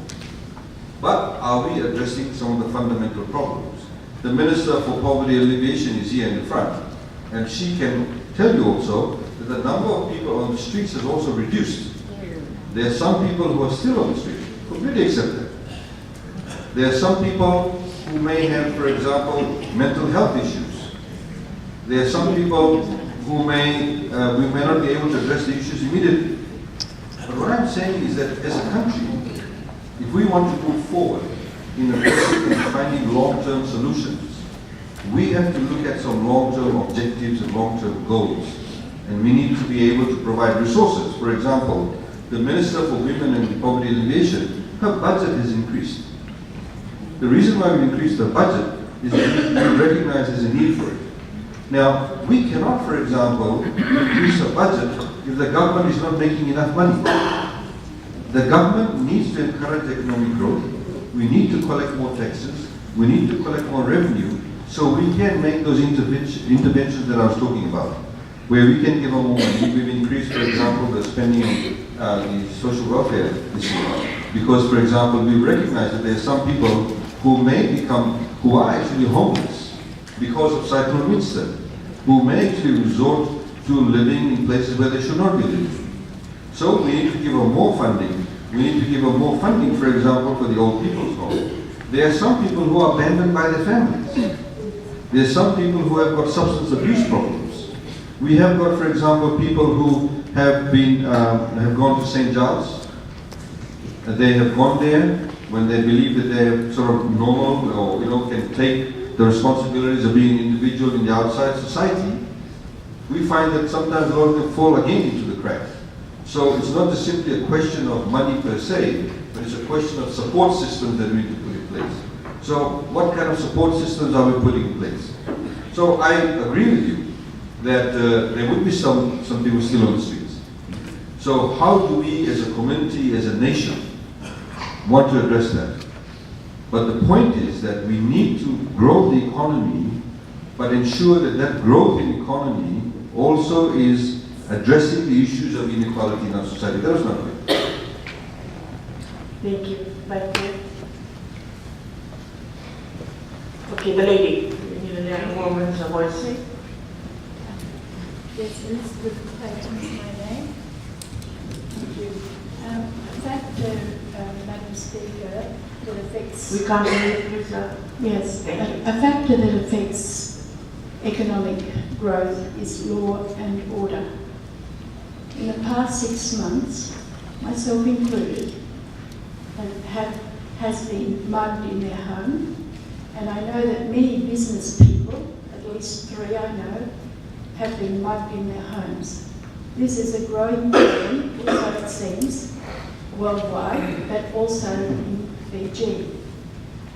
We all should enjoy the right to protection, and I'd like to ask the government, through the Minister, what plans do you have in place to empower the police, to empower the protection agencies, especially security companies, to provide better protection? Thank you. I think I completely agree with you, the law and order, or the lack of enforcement of it does create a lack of confidence within any country. And you would have seen certain heights and spikes and low times in crime and heights in crime. And I think there's a number of factors, of course. So it's a question of providing adequate resources, not only to the police force, but in some instances we obviously have to address the fundamental cause of why it happens. So, some would argue that Honorable Walker was talking about the people up in the highlands or in Kandavus who may be growing marijuana, which he did not mention. He said things that they're growing they should not be. Some people actually may be growing that because of economic reasons. I remember as a prosecutor, when I was in the DPP's office, at that time the then government had put in place a law that had mandatory sentencing. So even if you were a first-time marijuana smoker and somebody from a low-income family may be taking his first puff behind the coconut tree at then FIT or USP, they would lock you up for 3 months. That was a very unjust law. Many of these people who went to prison got abused too. So they came back into a cycle of abuse and, the criminal cycle. But I remember there's one particular prosecution we had where this young, not young man, but middle-aged person said, yes, he said, I grow it because if I grew root crops, I have to take it down to the market. When I grow marijuana, they come to me. And they give me cash. And I have now, one Hilux, and I've got a generator in my village, and I've got a concrete home. So the point that I'm trying to make is that sometimes it's socioeconomic issues that drives people to crime. So we need to take a multifaceted approach to addressing the issue of law and order. There are some people who obviously simply don't have any respect for law and law. There are some people who are perhaps driven to criminal activities. Fiji, a few years ago, prior to 2007, had a recidivism rate of 50%. In other words, 50% of the people who went into our prisons went back in again. So this is why you have things like the Yellow Ribbon Program. This is why, for example, the Commissioner of Prisons, we have people train them in the skill sets and do carpentry or gardening or farming, whatever it may be, or poultry farm and piggery, etc., to help give them the skill sets. So I agree with you that if there is law and order issues, it does lead to a lack of confidence. We are addressing some issues. There are certain security issues, obviously. The Commissioner of Prison will tell you that there are certain organized gangs that may be moving around from places. They do target. The idea is intelligence gathering. There are some people who obviously are taking advantage of the very onerous provision of civil rights in our Constitution. And in fact, I heard a few people say that. Oh, you can't touch me, because I'm relying on this. So it's also the police force, they need to understand that. So we are doing things like, for example, the Chief Justice has instituted some processes with the Commissioner of Police to have, for example, video recordings of interviews. And these actually hold cases up in a court of law. We also at the same time have to address the issues of socioeconomic issues. This is why we believe, for example, housing is very critical. For people to have access to funds, access to assets is very, very important too. So I agree with what you're saying in respect of how it has an impact on confidence, but it is a matter that we need to address. We've given, of course, we've increased the budget for the police force. We've increased the salaries for the police officers.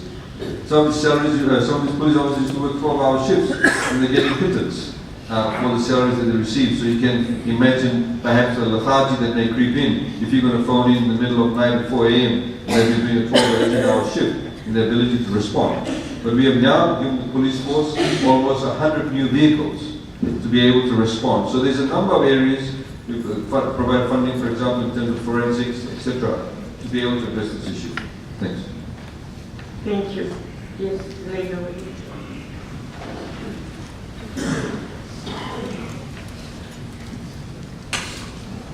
Honorable Madam Speaker, my name is Alpana Magoo. I'm a housewife from Nassau. My question is to the Honorable Minister for Public Enterprise. Sir, the Housing Authority is the implementing arm of the government trusted to provide affordable housing, especially to the disadvantaged in Fiji. However, after the latest housing development project in Wainupuku that was put on the market, I was very sad to come across a land that was offered to us at a small size of land of 285 square meters costing more than $37,000, which is very expensive and unreasonable to the low-income earners given the purpose of Housing Authority. Housing Authority may argue that the cost of land development was high. Of course, it took them such a long time to develop the land. Government as a business entity must offer timely services at the lowest possible prices. My question to you, sir, is what is the government's plan to improve business practice of Housing Authority so that housing is affordable to all Fijians, thereby reducing inequality? Thank you. I think this is a very, very important question, and I completely agree with you that we need to provide more affordable homes to all Fijians, in particular those people at the lower end of the socioeconomic scale.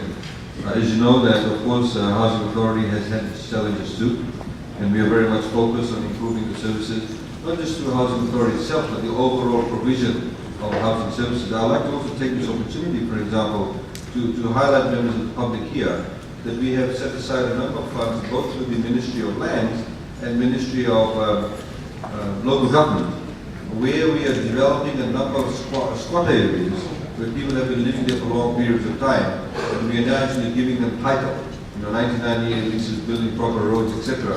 And that's one way that they can be empowered too. But I completely agree with you.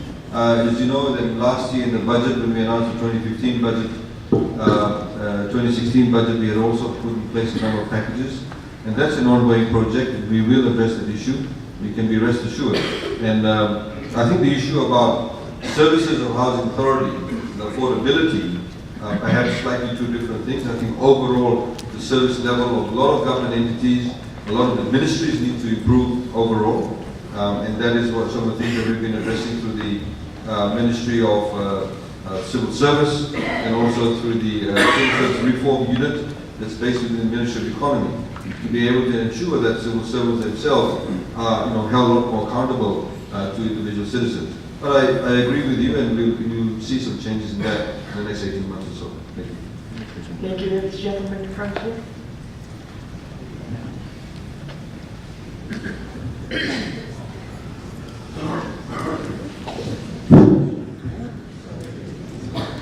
Humphrey Chang, Chamber of Commerce.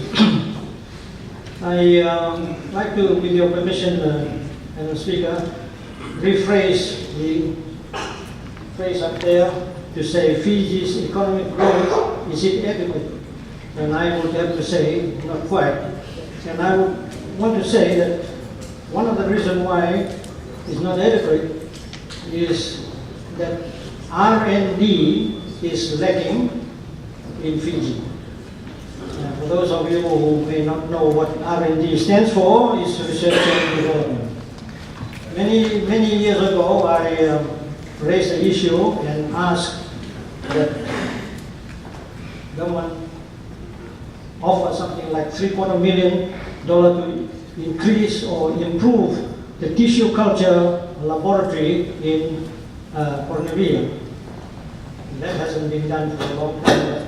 I understand that some money is now come to improve that laboratory. You see, Madam Speaker, questions, we, in the 70s and the 60s, the banana industry was very good. Now it's not good. Time, I'm sorry, I have to, we're running against time right now. I would say my question is... Okay, the question is, what are we doing to increase or do something to improve our banana industry? Thank you.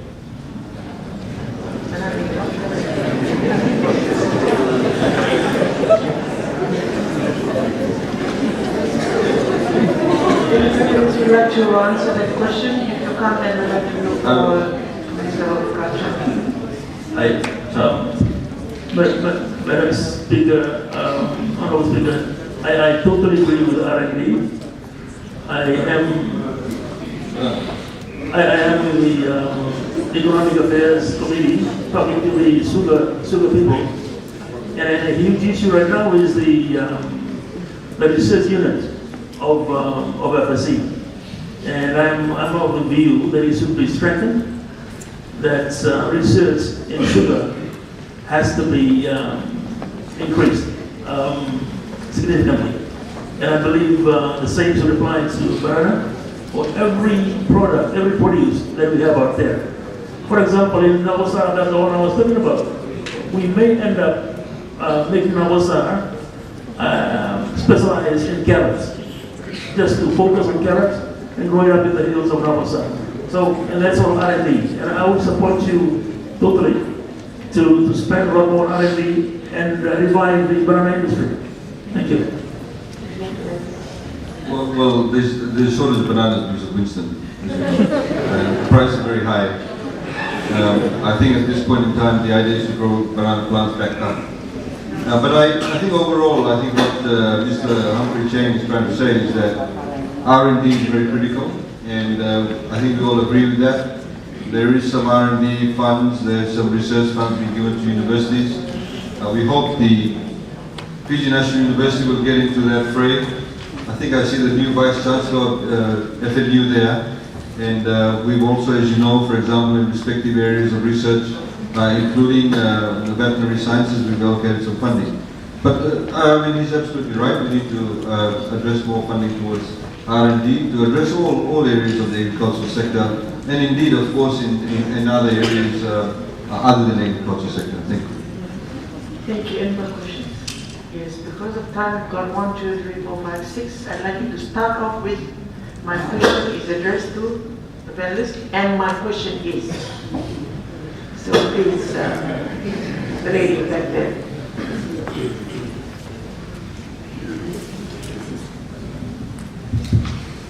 Madam Speaker. I'm sorry if I don't speak good English. I come all the way from Bonambala and been living there all my life. I've been just in Suva for a couple of weeks. Just one easy question to Mr. Sito concerning about tourism. I know that yachts been coming to my island. I know Commander Semi already know. And like super yachts, cruise liners, they've been paying their anchorage fees and cruising fees. But small yachts, when they come in this year, they say that they don't have to pay us anything as we are the rightful owners, but they've been paying everything to the government. Just a question, Mr. Sito, will they have to pay us anything, or will they pay everything to the government? Thank you.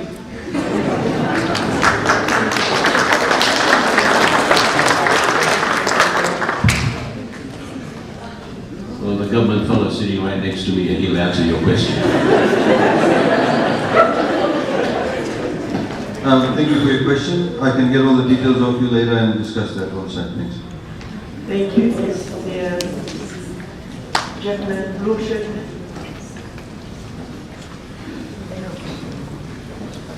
Thank you, Madam Speaker. I'm Jay from New Zealand, a New Zealand delegation investing in Fiji. My question, I don't have a question, I just wanted to support Fiji's economic growth. One of the things that I wanted to talk about, tourism from New Zealand, is as a member of South Pacific Hospitality. Thank you. I have to restrict yourself to questions. Do you have a question to ask? No, I don't have a question, I just wanted to support economic growth. Thank you. Now that's a green shirt.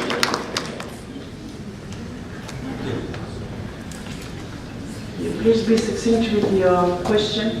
Thank you, Madam Speaker. The question is addressed to everybody on the panel. My question is, I heard somebody say that imagine how quickly things will change if you put politicians on the minimum wage. So my question is to the politicians, can you live on the minimum wage? Thank you.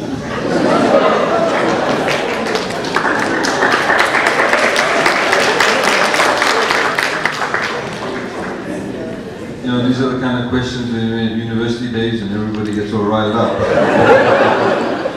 So I think that's the kind of response it requires. I think, unfortunately, you fail to understand what we're trying to say, with respect, that minimum wage is for unskilled workforce. There are people in the 8 wages sectors, councils, where minimum wage may be $6 to $7. They, of course, these are the hourly rate. There are other people, for example, who don't get paid by the hour. There are people who get lump sum annual remuneration. So you may have somebody working as a teller in the bank, they don't get paid an hourly rate. They get paid the market rate. So I think it's somewhat, you're not comparing apples with apples. I know it's a great question in terms of getting everybody all riled up, but the reality is that it does not function that way. Thank you. In my Meet the Speaker program, I like to promote politics as a career for young people. I'd just like to add there that I've been been listening to a lot of this talk about increases in wages. And, we're all for that, for the people that need to be living. But we in business in the private sector, there's one thing that's very important. We're very willing to pay. But one thing that has to match the pay is the productivity. There's no use paying you $20 an hour and then we need 20 people in a restaurant to serve 20 people. You go broke. I mean, and then we can't give the money to the economy. So you'll go bankrupt, the country goes backwards. So I think it's a very important, a very important consideration that we pay for what we get. And we in the industry, we're not scared to pay and match any salary in the world if we get the same kind of productivity. We see in other countries, nearby countries, one person running the whole restaurant. Here we might need 5 people. So that tells you the story that sometimes we need to up the productivity and up the efficiency of the training. Thank you. Any other questions, please? Yes, the lady over here.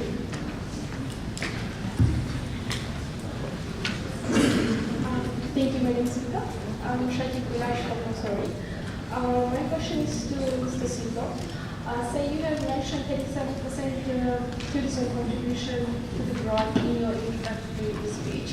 So I would just like you to further elaborate on the 37% contribution. Like, what does it constitute of? Thank you. So just say that again. The 37% tourism contribution towards the growth. So I would like. Oh, that's a gross domestic product, GDP. That's Yes. how much we contribute to it. Yes, So, I understand that. But what does the 37% tourism contribution constitute of? Is it just direct contribution, or is it in use, or is it both?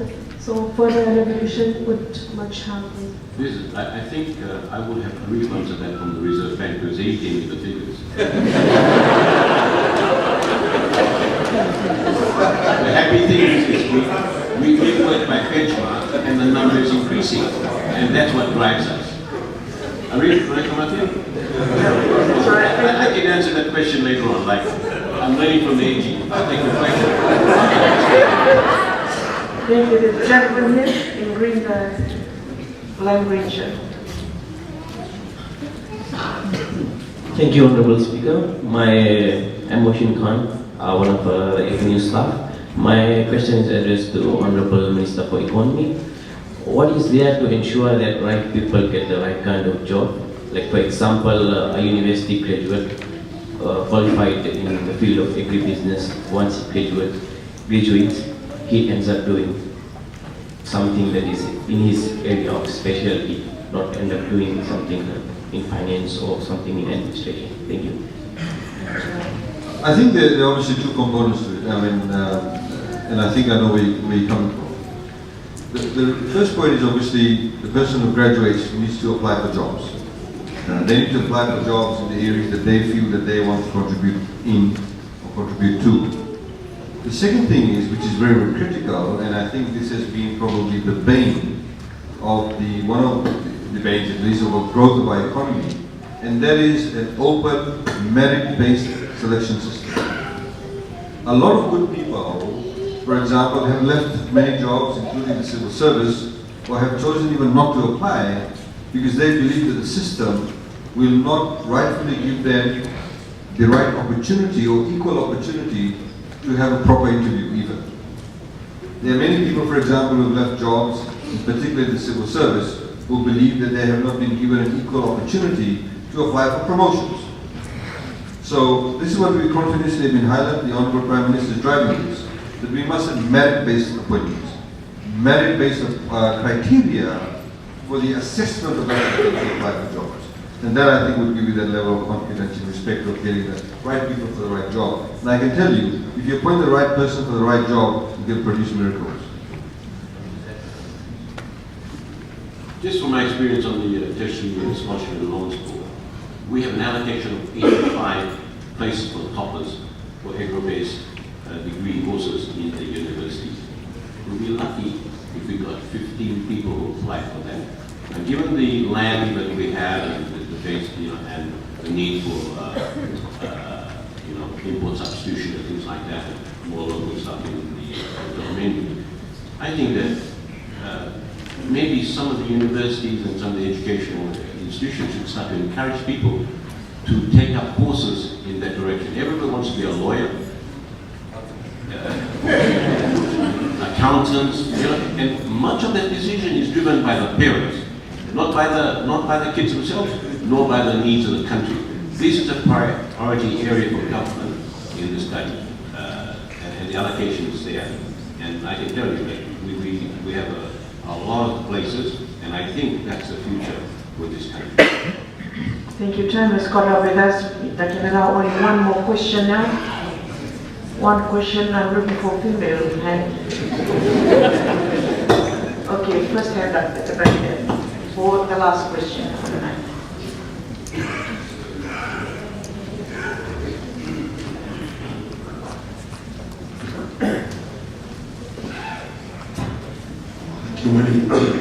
Sorry, I just lost my voice last few days. My name is Naki, I'm from Nosori, and I'm just a manager. My question is Fiji's economic growth benefiting all Fijians, regardless of whether it is or not? The cast at the panel desk seem to be all sitting on the fence of where you sit. My question is, just with the last responses from the Honourable Minister and Mr. Sito, focused on career paths. So my question is, in relation to the Sustainable Development Goals of 2030, goal number 4 is ensuring inclusive and equitable quality education for all, if I'm right, if I'm speaking. So my question is, regardless of whether the economy is growing or not, if it's benefiting all Fijians or not, what's the relationship between economic growth and ensuring quality education? Because when we have people who are well qualified, then they can do proper management to ensure economic growth, more economic growth. So I'd like to know what is the relationship between the benefits and goal number 4, which is ensuring equitable and inclusive education, quality education for all. Thank you. I hope I've comprehended your question, but you seem to have answered your question. That is, that you're saying what is the relationship between quality education and quality graduates and economic growth. Am I correct? I hope I understand the question. Yes, and I must have opened something. Because my question, the reason I asked the question, because we all know the quality of literacy and numeracy skills that we have at the moment in Fiji. So that's why I asked the question. Sorry, the what literacy? The quality of numeracy and literacy skills in our students, school system, including university students. So that's why I asked the question, what is the relation between that and what is being done to ensure goal number 4, which is ensuring quality, equitable education, quality education for all? Yeah, again, I'm getting a bit old, so I can't really hear properly. Maybe it's the acoustics, but from what I understand you're saying is that, well, I completely agree, we need quality education. We obviously need that. We need the quality of education to be good. There needs to be obviously reforms. The Minister of Education is carrying out various reforms within the primary and high school levels. I'm sure that the new Vice Chancellor of FNU, and I'm sure that the Vice Chancellor of ESP is also looking at the quality of education, or improving the quality of it.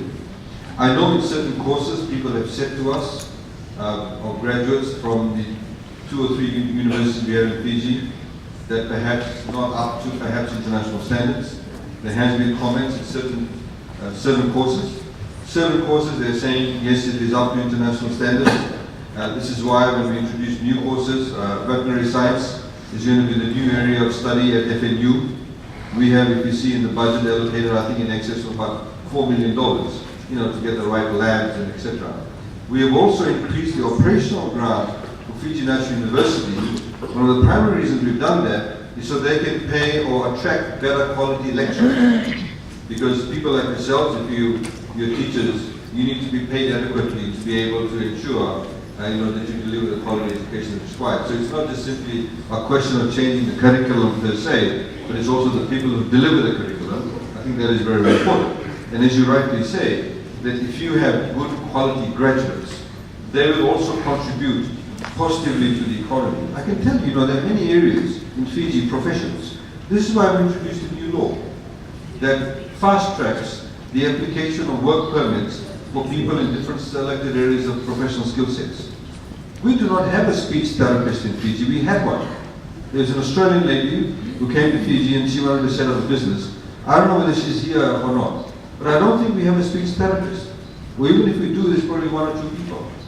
Now, if you have a number of speech therapists available, we know that some of our children may not be very articulate when they're growing, when they're able to speak. If we do not enhance that or fix up the problem, they'll be relegated, oh, this guy's too dumb. You know? So we need to have the right professionals to be able to, for example, speech therapists, we need psychologists, we need, we just had an application of audiometrists, people who, for example, help with hearing aids, because we very quickly in Fiji relegate our children to, oh, this is a special child. But in fact, their problem can be solved very easily. And I think, sorry. but you're absolutely right. And we need to expand. We need to expand the range of courses that's available. But the trick is, when we are expanding the range of courses that are available, we have to ensure that the quality is right. Let's not just simply have a vet school just so we can say we've got a vet. But the guy probably can't even put an injection on a cow. My point is that there's a huge shortage of skill sets and a huge shortage of skill sets in specialized areas that we critically need at this juncture where our economy is growing. So when the economy is growing, you need to have the right people in the right places to make it grow even further and have that growth deep-seated, not just simply a one-off. Thanks. Thank you. Just give us 5 more minutes and I will give each of the panelists 1 minute for concluding remarks. And we will start from Maharaj. Just 1 minute, please. Thank you, Madam Speaker. I think even the strongest democracies in the world will never be able to answer the question is Indian countries economic growth is benefiting all citizens. But the fact of the matter is that alleviating poverty, inequality, or combating climate change is everybody's responsibility. And a good example is that we had discussion about education, whether we have right qualification or right merits or not. But sometimes we have graduates coming out from universities, with degrees or masters. But and I sit on many interview panels, and it's very difficult sometimes to even ask interview questions to candidates because they are not able to answer right questions in the right way. So a lot of onus are, in fact, not only industry but on us. How do we involve ourselves in the volunteer work, in community works, or get more exposure through part-time work so that we are able to get the work. And more importantly, I think the presentation that was around was on sustainable development. How do we get innovative ideas and solutions? I have had a lot of questions coming from the floor, but never an innovative solution or idea that came from the floor. So this is something that we need to look at. We need to look at a multidisciplinary partnership. How do we engage with civil society? How do we engage private sector? How do we engage with government? It's everybody's responsibility, as I said. Thank you so much. Thank you, Honorable. Now, we may want to add to the Minister's response to that last question before we move to concluding. Okay. I asked the Honorable Speaker if I could just say something about the university in Fiji. As an employer, I often said that you give me a university graduate, and in 1 year, they would be as good as any graduate from any Ivy League university in the world. I experienced that. I took on university graduates, and I placed them overseas, and they performed as well or if not better than some of the graduates from the host communities where they served. The universities in Fiji have very good standards, and I believe our most in Parliament to provide free tuition at university and technical college is a way forward for all of us. And I think we arrive in 2030 as an educated people, arriving as one, prosperous, don't leave anyone behind, and let's not be afraid to engage in difficult dialogue. I know I brought up issues today that may sound parochial, but this is what we need to do. We need to speak with each other in goodwill, and people of goodwill, we can overcome all this. There are many ways we can address some of these issues, and we are one people, but we need to focus on what needs to be done and do it with goodwill, and the journey to 2030 will be a prosperous one. And I'm happy that this SDG, because it highlights issues that we need to address, and I think they are very relevant to what I brought up. that we need to uplift a huge part of our community, grow the economic pie, and bring prosperity to the country. Thank you.